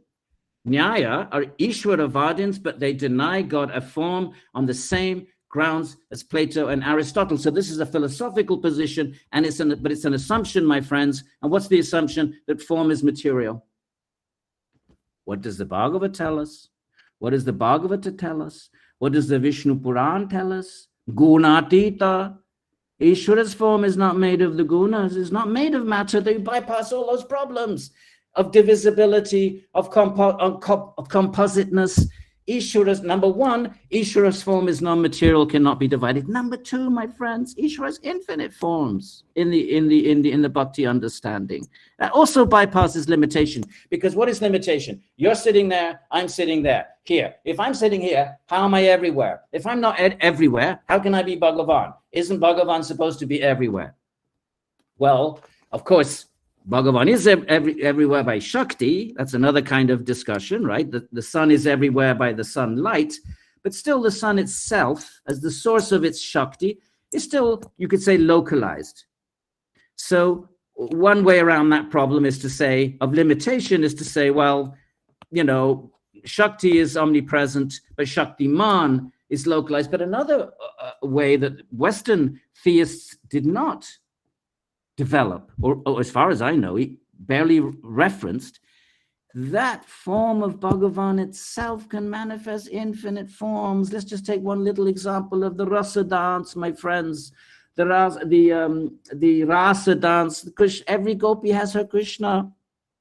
Each gopi is thinking Krishna is mine alone. So that one Krishna can manifest an infinity of forms. There's no limitation in form, my friends. So we have these beautiful forms, and bhakti is nothing other than whichever one captures your heart. This is transrational. There's nothing philosophically defensible about Krishna being blue, or Shiva being white, or a Narayana having 4 arms. There's nothing philosophically defensible. It is a theological claim that Bhagavan can take any form Bhagavan chooses. There's no whys or wherefores about it. So let's tie all this together. I think maybe my time is running out, and that is that the Ishvara presence in Patanjali is real. That the best way to do Ishvara pranidhana is tasya vachika pranavaha, the japa. Do japa on the sound Om. Now, what does Tadartha Bhavanam mean? Well, Patanjali doesn't tell us. The commentators don't say very much about how do you do this japa, Tadartha Bhavanam, keeping its meaning in mind. Now, Bhakta understands what, and for a Bhakta that means in a devotional mood, in a devotional mindset. So Ishvara, I want to then wrap this up, is central to yoga practice. Yoga is ultimately chitta vritti nirodha. You need to nirodha, you have to still the mind, you have to still it on something. What is the thing that you nirodha on? Patanjali gives a little list. He says prana, and then he says a couple of strange things like sound, smell, and the nose. But really, and then he says, well, anything you want. But he's prioritizing the Om. You fix the mind on Om. And that's the Om of the Upanishads, that's the Om of the Vedas, that's the Om that pervades Indian. And of course, in the Bhakti traditions, that Om, the more richly theistic traditions, more richly developed traditions, Om becomes Om Namo Shivaya. Om becomes Om, that seed, remember it's a bija, manifests as Bhaga, its qualities and forms, Om Namo Narayanaya.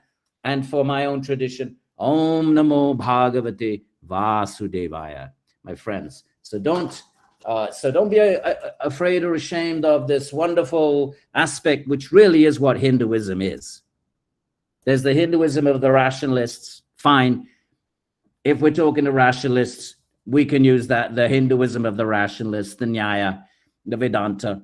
But real life yoga, even in Patanjali, Krishna says 2 types of yoga, not 3, not 4. That's Vivekananda, 4. No. Gita says 2. The action in action. There is the Sankhya of the Jnani-nams, and then there is the yoga of the and then there's the yoga karminam of the action folks. And in both of those, Ishwara is prominent, and Ishwara means Om. Okay, you want to keep it generic, want to keep it I'm uncomfortable with Bhagavan, I'm not sure what to do with all these forms. Fine, Om. All right, go with the Om. You're in good company. The Upanishads will support it, Patanjali will support it, but that Om in the Bhakti traditions will manifest more than its seed, generic kind of seed presence, will manifest its bhagas and its qualities and in these wonderful forms of Shiva and of Narayana. It's just going to take the West a little bit of time to sort of try to break through this 2,000-year-old Abrahamic samskara. It's going to take a little time, but we're working hard at it. Thank you so much, my friends. Thank you, Rangit, for your invitation. I have to rush off because I was with my daughter for her graduation ceremony, and she tested positive for COVID. And I got the message yesterday, so I have to run to get my test so that I can protect. Professor, we have a couple of questions. I have a couple of minutes. And then I had to take the slot that was available to me. A couple of minutes if there is a couple of questions. First, I must say that it was fascinating to listen to you and your elaboration on theistic inflections in Patanjali's Yoga Sutras. And you have your analysis of how certain transformations in Western theology and the subsequent effects of colonialism it had on our warped understanding of Ishwara. The presentations of our speakers have several questions. I would request the chairman and the dignified speakers to give me permission for the initiation of the question answer session. The session will be conducted by Dr. Srideep Chatterjee, Assistant Professor, Department of Physical Education, Jadavpur University. Dr. Chatterjee has been at our college, and our previous academic encounters have revealed his rich explorations on yoga. Dr. Chatterjee, please take over, and I would request you to perhaps place Professor Bryant's questions first because he's in a hurry. Professor Chatterjee, Dr. Chatterjee, are you there? Yes. I am here. Good evening to you all. Really, it was a very nice session going on. Without taking much time, directly I would like to concentrate on the question. The first question to Professor Bryant, it has been stated like that. Your presentation suggests that yoga is the practical aspect or sadhana aspect of a unitary tradition with Vedanta, Sankhya serving as the Jnana aspect. In Professor Nichola's book, he suggests a synthesis between disparate tradition that happened later during probably Vigyan Bhikshu's time. So, are we dealing with two complementary traditions, or are we dealing with two different, perhaps contradictory traditions which were synthesized during the Middle Ages? That was the first expression cum question. Would you like me to respond to that? Ranjit, would you like me to respond to that? You're muted, my friend. You're muted. Sir, I was referring to Professor Nicholson's book, Unifying Hinduism. Yeah. So please respond. He's doing something a little bit different there. He's showing how that this sort of attempt to create a unified Hinduism, which, folks try to sort of suggest is a modern phenomena. He's trying to say, actually, no, it's not modern at all. It's pre-modern. It was already going on in the 15th century with Vijnana Bhikshu's attempt to suggest that Sankhya, Vedanta, and Yoga, specifically those three, are actually, he was attempting to create this synthesis. So the way I see the Yoga Sutras is that there are certain themes in the Upanishads that are underdeveloped. And we have, a few verses in the Shveta, a few verses in the Kata about this thing, clearly the same sort of thing Patanjali is talking about, a sort of Chittavritti Nirodha type practice. And we find a lot of it in the Moksha Dharma. By the way, my friends, there are many PhD dissertations waiting to be done in the Moksha Dharma. There hasn't been enough work on the Moksha Dharma, because there we're going to find the origins of all of this. The way I see Patanjali is same way as Badarayana. He's attempting to sort of, okay, here we have these Upanishads, they are Shruti. And there's challenges for Buddhism, who are questioning fundamental Upanishadic truths of the Atman and Brahman. I see there's two kinds of challenges. There's the idea of these sort of non-Vedic, what eventually becomes, we don't know what actually the Buddha, whether he actually saw himself as non-Vedic, we don't know. But we have challenges about the existence of an Atman that certainly eventually emerges in Buddhism. And we have this idea of the Kali Yuga, actually, in the Puranas, that in the Kali Yuga, knowledge will be lost, that people will cheat. And so I get the sense that the Indian intellectuals at the time feel the need to intellectually and systematically systematize their traditions. And therefore, Badarayana comes out and tries to systematize the Upanishads. Of course, he just creates another big problem, because no one can understand, you can't understand Badarayana. Now you need to have bhashas, and we know where that ends up, with Shankara versus a completely different bhasha. But I see Patanjali in that vein. I see him that there's these references here and there in the Mahabharata. There's 10 dharanas, there are 7 dhyanas, and there's all these references. Vishnu Purana talks about 6 limbs. So clearly yoga was going on in the forests. It hadn't been systematized. There were different charismatic guru figures. And Patanjali then, I see him as an intellectual, comes along and says, okay, we need to systematize all this. We need to get it down, preserve it, number one, and look how successful that was. Because we're now reading it in the West 1,500 years later, 1,800 years later. Preserve it and systematize it. And that's what I see the Yoga Sutras as doing. And it was masterful that how successful he was, unlike Badarayana. If you wanted, in a sense, Badarayana created just a bigger problem, right? Otherwise, how can Shankara say what he's saying and Madhava say what he's saying? Clearly, if both the Upanishads allow that and the Vedanta Sutras allow that, and these are brilliant. Let's not kid ourselves. Shankara Ramanuja, they're speaking Sanskrit at 3 years of age. They are master Shastris. And if both of them can come out with their interpretations, clearly there's something in the Vedanta Sutra that allows that, but not so Patanjali. You don't have differences. Okay, Vijnana Bhikshu adds a few things, but not fundamental things. Purusa, Prakriti, the gunas, these, it's a fairly consistent. Okay, Vijnana brings in some Vedanta, but it doesn't shake. There's basically a fairly uniform tradition of yoga, which now has come to the West, and now Westerners, and now we have to see how what's going to happen there. That will be in the next 50 years. But fortunately, there are people. Here's what's happening in yoga in the West. And Dr. Chatterjee, I hope I'm not taking your comments too far afield. But here, if I may just add this as an interesting point, what's happened in the West with some of these traditions, like the Iyengar tradition, is that now if you want to get a teacher training certificate, you have to do 20 hours of philosophy. So you have to study the Yoga Sutra. Why? Why the Yoga Sutra? Because it has 3 verses on asana.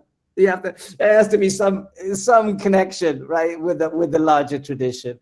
So now people are studying it, and and there are more and more people reading the commentaries, looking at it a little bit more rigorously. This all takes time, my friends. Think of Buddhism and how many years that took to spread, and Christianity. So I don't know whether so Nicholson, yes. So this predated modernity, this idea. I don't see Patanjali doing that. I don't think there was an issue back then. I think Patanjali, Svadhyaya, and Om, I think he was an Upanishadic thinker. He just decided, okay, this one element is underdeveloped, this yoga thing. Let me just write off. Atta kim bhavati, atta yoga anushasanam. This is what we're going to do now. We're not going to do Brahman. Why are we not going to do Brahman? Vedanta is doing Brahman. How about Dharma? No, monks is doing Dharma. Well, what are we going to do? Yoga. And so he dedicates himself to that tiny 1,200 words of systematization of this one little project within the Upanishadic. That's how I see him. And maybe Dr. Chatterjee will think I'm imagining too much.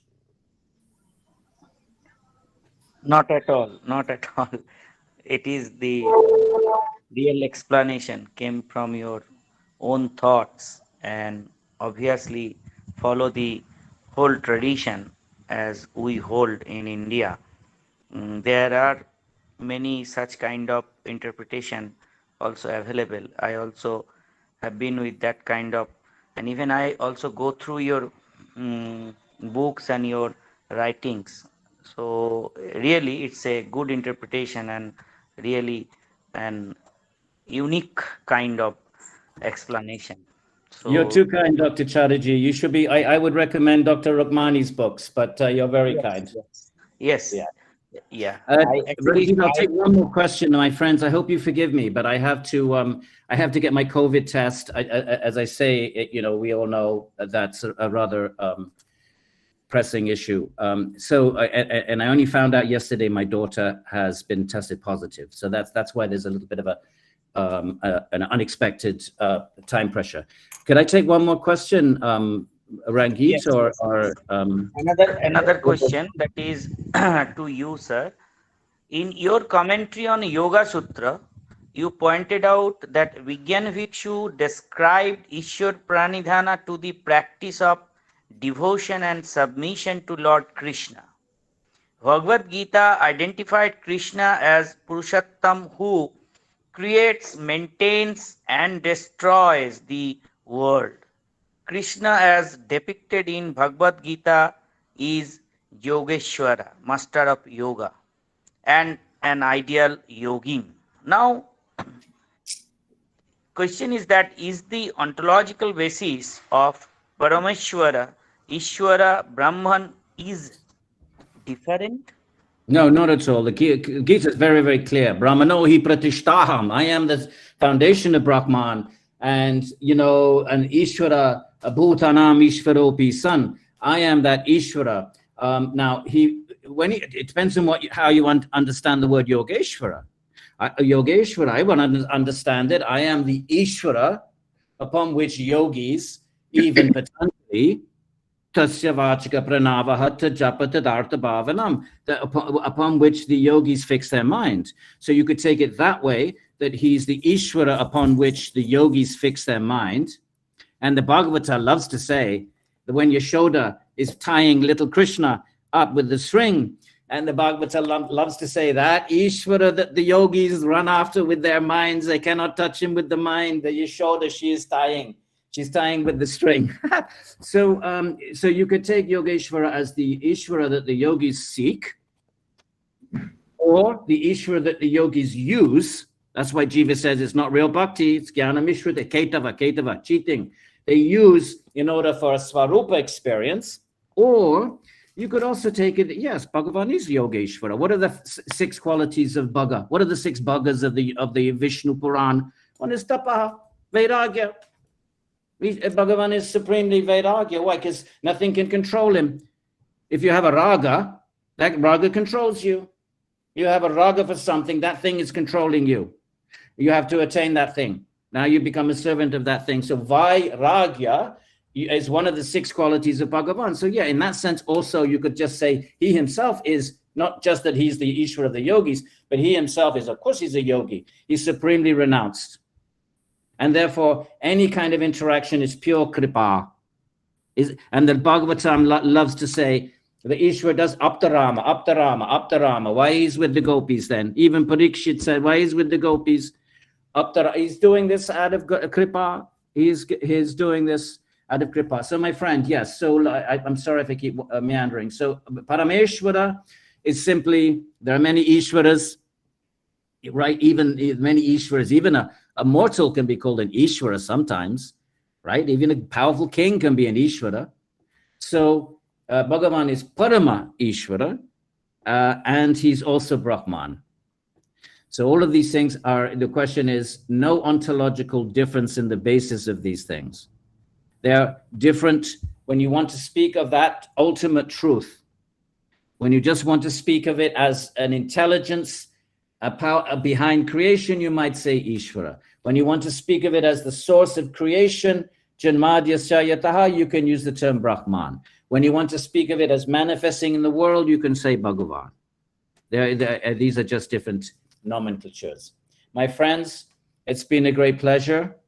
Thank you, Rangit, for and the last question, why did Patanjali remain ambiguous in describing Ishwara with Omni Attributes? You know, it's a really good, no, he does say Omni Tasya Sarvajna. He presents one Omni Attribute, Sarvajna. The Christian theologians have 3 omnis for God: omnipotent, omniscient, and omnibenevolent. The Vishnu Purana says 6 omnis. Of course, everybody knows it's infinite, but they mention 6. Why does Patanjali not say, like Krishna says, no question, I'm Bhagavan, I'm Ishvara. Only fools, mudha, they don't accept me. Very strong. Why Patanjali? I'll give you we don't know.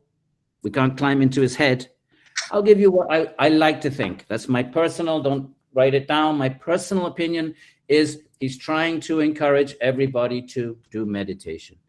If he starts saying Krishna, Krishna, Krishna, Krishna, he's going to, what about Devi Bhaktas? What about, Shaivas? He's going to be, making things a little uncomfortable for other sensitivities. There's Ishvara, Om. No, who can object to Om? Right? Even in the West, they cannot understand Ganesh and Shiv. Nobody's threatened by Om. So that's my personal, and I think the success of his ambiguity can be seen in our yoga studios in the high streets and main streets of the West, where before many classes, there is some kind of Om recitation takes place. So we can see the success of that. If it is a strategy, which I like to think of it, but I don't know, that we can see the success of that in the fact that 2,000 years later, 2,000 miles away, people are chanting Om at the beginning of their modern postural yoga classes. Rangitji, everybody. Namaskar. Thank you, Professor, for your gracious presence. You're very welcome. And your enlightening words. Can I leave you with a Vrindavan greeting? You've all been to Vrindavan, Jai Sri Radhe Shyam. Have a good day, everybody. Have a good evening. Bye-bye. Bye-bye.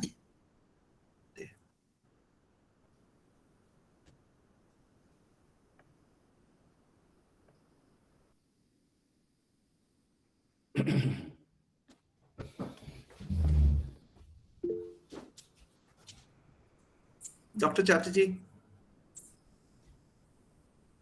Yes. Shall we continue with the question to please. ma'am? Yes, sir. Please.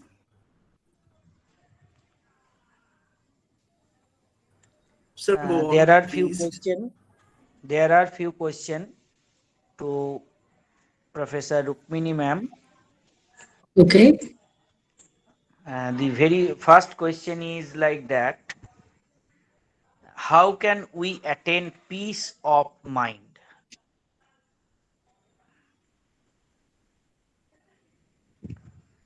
Okay, how do I come?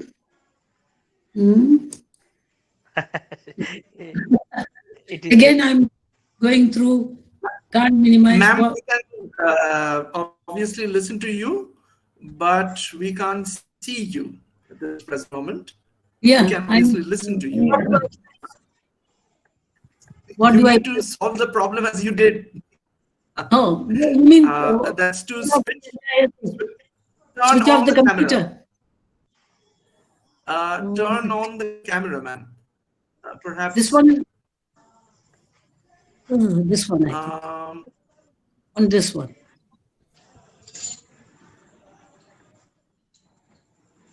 There you are. Yeah. It's fine now. Yes. Fine now, ma'am. We can see Okay. you. We can hear you as well. All right, great. Bye-bye, Edwin. I don't think you can hear me. All right. I'll tell you. So you wanted to know,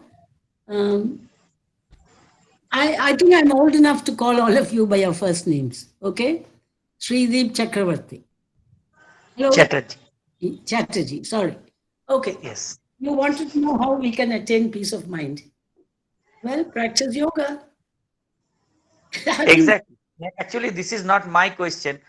Somebody put up this question. I just convey to you.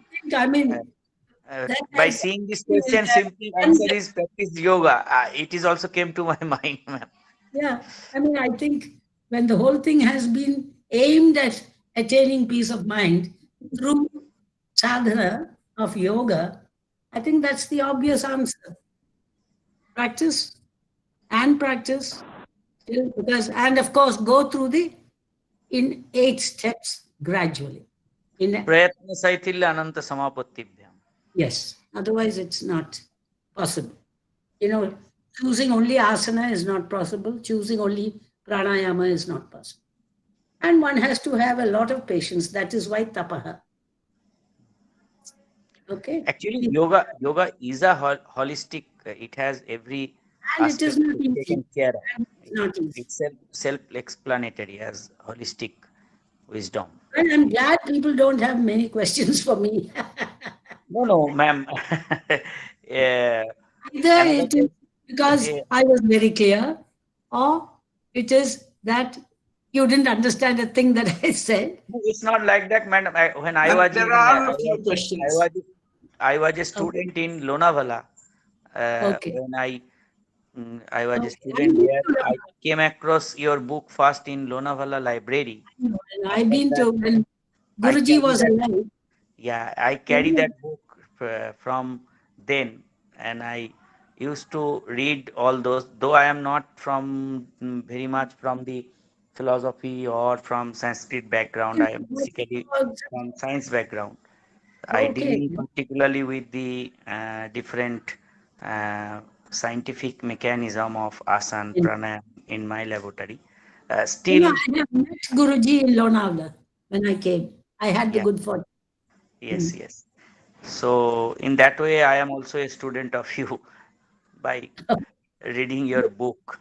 It's so easy to understand. Okay, thank you. The second question is that, ma'am, how yoga works in other people asking questions. Aren't there many other people? Or you are questions? I'm just coordinating the things. Ma'am, this is Rangit here. Ma'am, this is Rangit here. Dr. Chatterjee is conducting this session. The questions have been collected and culled, and he's just placing it before you. All right, ma'am. Go ahead. Okay. So the second question is like that: how yoga works. Mention the name. Second question asked by so and so. It'll be nice. Can you? It is not given at all. All right. Okay, go ahead, please. Yoga works in promoting health, and what is the proper way of implementing yogic practices in promoting public health? Okay. Well, I suppose now Narendra Modi has introduced a yoga day. The easiest way is to tame or to improve the physiological condition, right? Because the other things are very difficult. You can't preach dhyana You can't go to a rural area and start giving them big sounding words and talk about samadhi. So I think the simple thing is a sadhana. That sadhana is asana.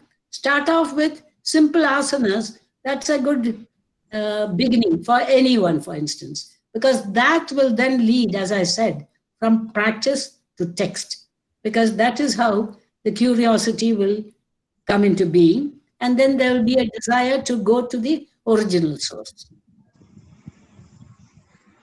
Exactly. So the third question is like that. Are there any demerits of yoga? Very interesting question. Well, Are if you, there yes, any I demerits understand. of yoga? Look, demerits has not been mentioned by Patanjali himself. All of them talk about the merits. And if you do an asana, unless you have perfected, my personal answer to that is, unless you have perfected the asana, if you just do it this way and this way, you're going to get a backache. You're going to break your whatever. So unless you have gone through the methods properly, there are demerits, or there is a danger of not doing the asana correctly. And that will lead to trouble. Like Nyaya would always answer in the negative. The negative explanation is always, so if you do not do it, not doing the asana correctly will lead to some injury or something. So be patient, learn the asana correctly, then do it. I'm only talking about asana because that seems to be the, rage today.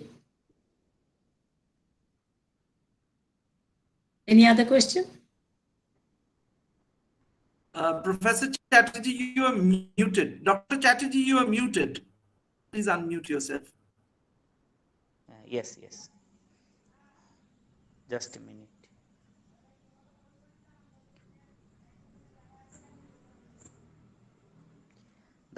The last question is like that.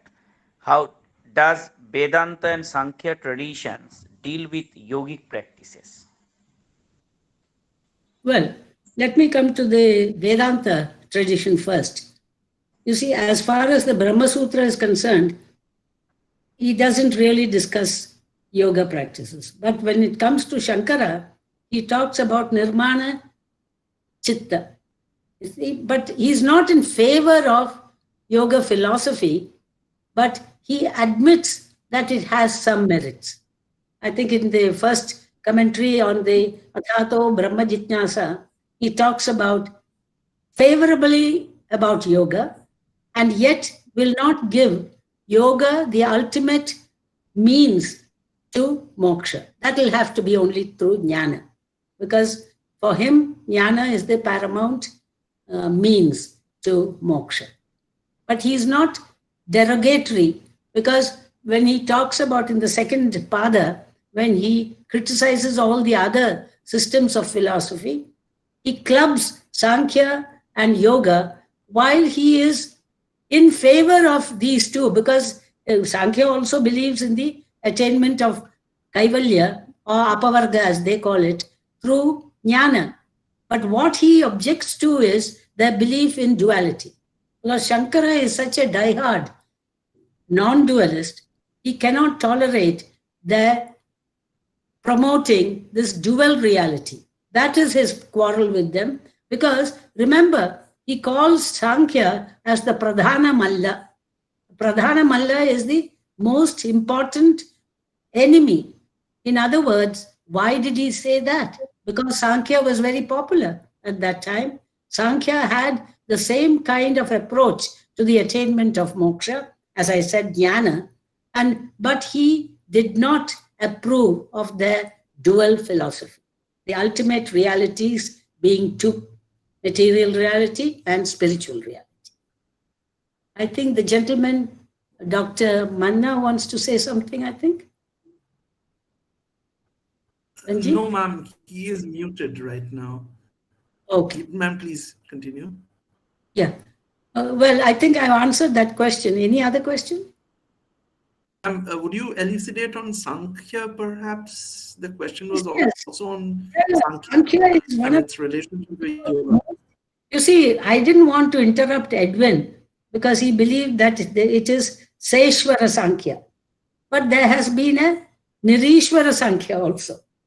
See, Sankhya is not very much in favor of, scholars will, in a way, tend to interpret texts in their own way. Just as Shankara did, just as Ramanuja did. We are no different from, and they were no different from us. We all tend to have our prejudices and we tend to selectively interpret the texts in our favor. That happens throughout the ages and it has happened in the past. It happens now. I will give a yogic term or an Advaitic term. I am equally an Advaitin as well as a yogic. So I try to look for these two interpretations. So I don't minimize Edwin's, predominant attachment to Bhakti and Ishwara. He literally gets carried away, you see. But I'm more into the intellectual tradition, Jnana Yoga, or Jnana per se, not even Jnana Yoga. It has to stand alone. Anyway, coming to your question, Sankhya, what exactly do you want to know about Sankhya?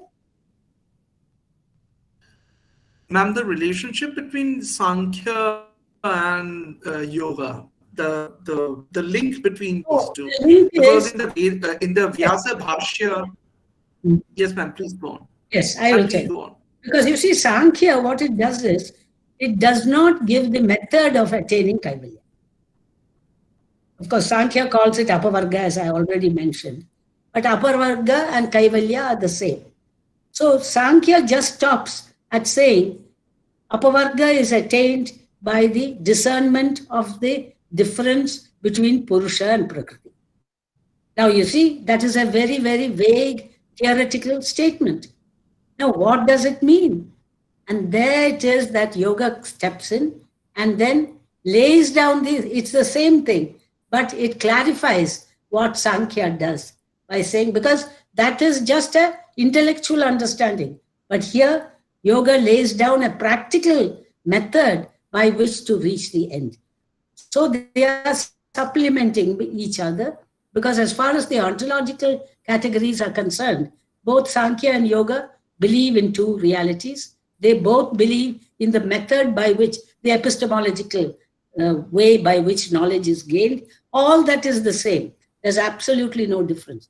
But the difference is, yoga is more concerned with people following a practical path. It presents a praxis, theory versus praxis.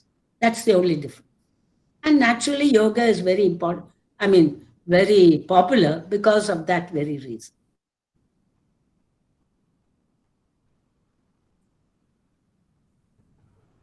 Thank you, ma'am. That's it. Dr. Chatterjee?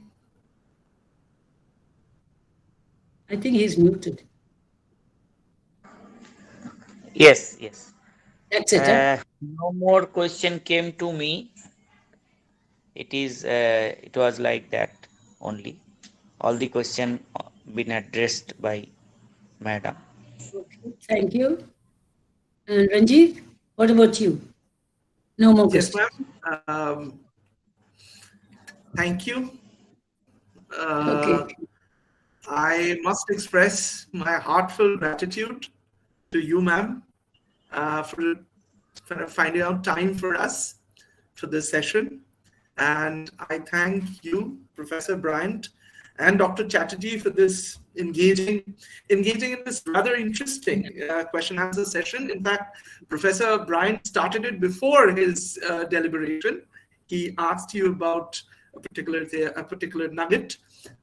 So the interactions keep us alive, keep the tradition alive, and I am grateful to all of you for engaging in this conversation. Perhaps in some other time, we can have you out here at our college, perhaps someday, who knows.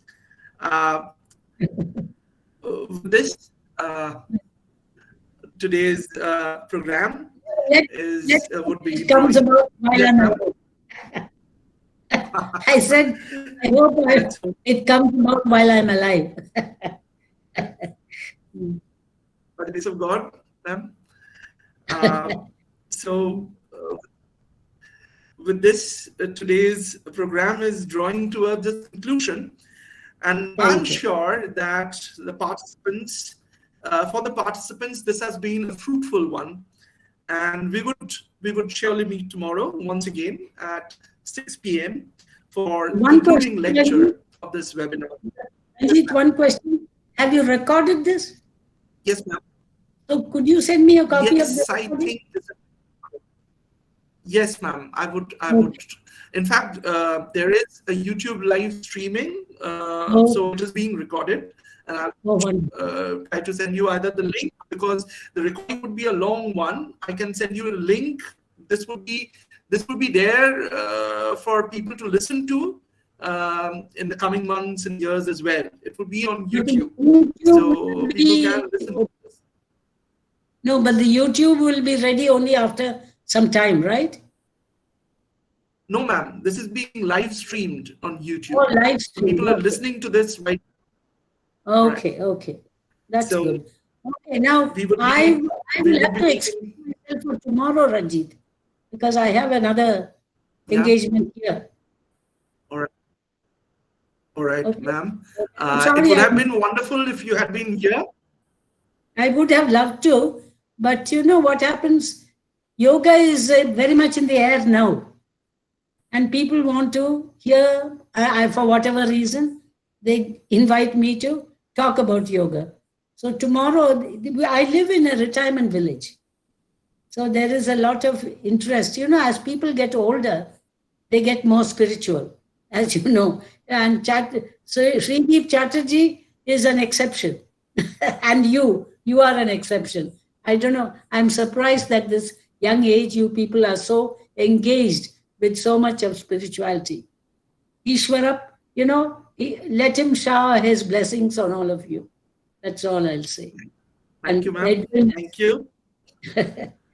So, thank you very much. We would, I mean, ma'am, we are prepared to share your enlightened words with others tomorrow. But obviously, we would have liked you here. So let me inform the participants that there would be a concluding lecture by Professor Pradeep P. Gokhale tomorrow. So now I would request Dr. Gautam Dandapat, IQAC coordinator, Khejuri College, to deliver a vote of thanks at the conclusion of the presentation. Dr. Dandapat, please take over, sir.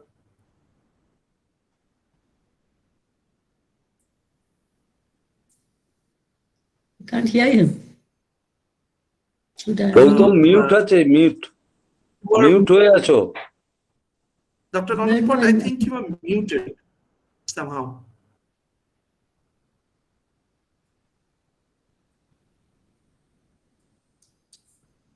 Yes, he is audible to me. Yes, you are audible. No, that may be the network problem. I am able to listening him. Hello.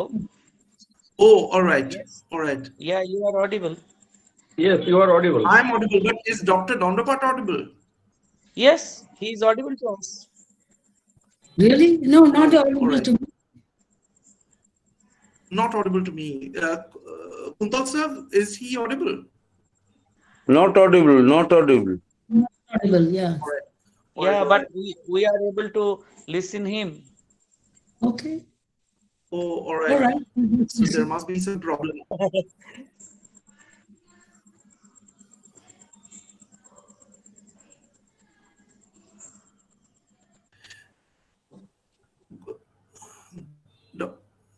Dr. Dandapat, would you just sign out and sign in? Perhaps the problem would be over. We can't listen to you.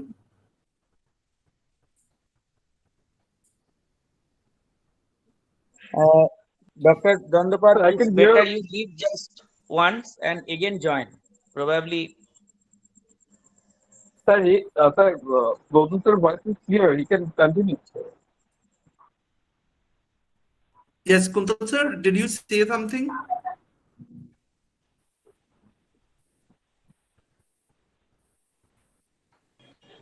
I think there is a network problem because there is perhaps a storm raging outside. So we have our monsoons right now.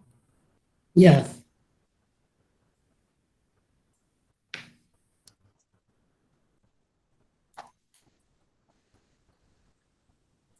If he's audible, we can listen to that, even if we can't see him.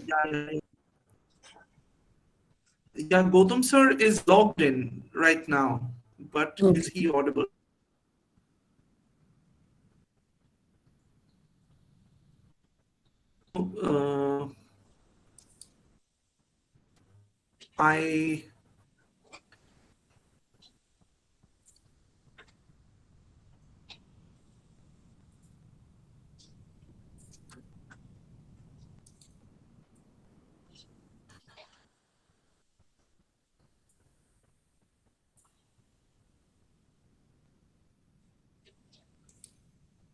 I'm afraid I have to go, Ranjit.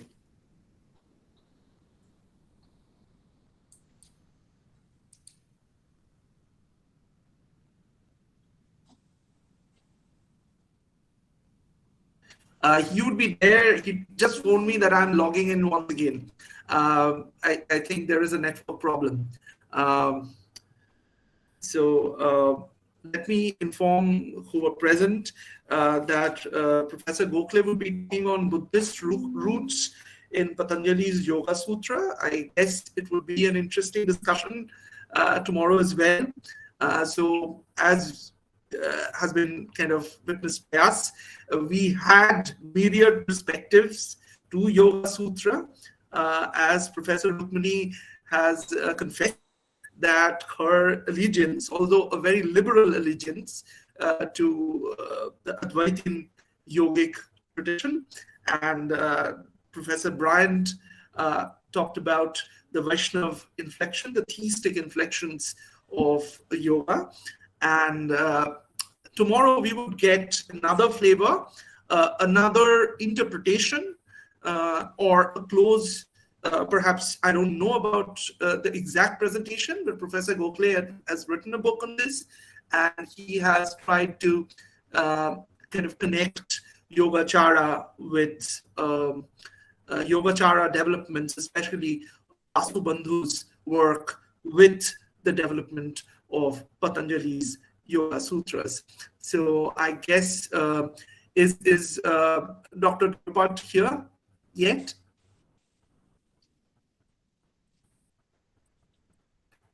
Kuntal sir, is Dr. Dharma here?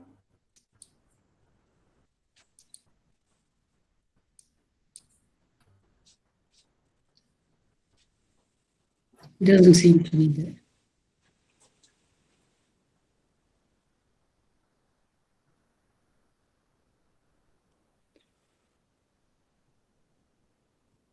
কোনো problem হয়েছে রঙ্গিত? I'm sorry, I'll have to leave now, Ranjit. Dr. Yes, ma'am. Yeah. Yeah, ma'am. I'll have to go now. We are grateful. Rongit sir, can I give vote of thanks? Yeah. Thank you very much. Yeah, Kuntal sir, I guess you have the problem. Okay. So please deliver out of time because ma'am is Bye-bye. here. All right. Good evening, everybody. Being the co-convener of the webinar, I feel honored and privileged to get an opportunity to propose a vote of thanks on behalf of Khejuri College. I am indebted to Dr. Parthaputin Das, the Honorable President of the governing body of Khejuri College and the patron of this webinar, for this inspiring support.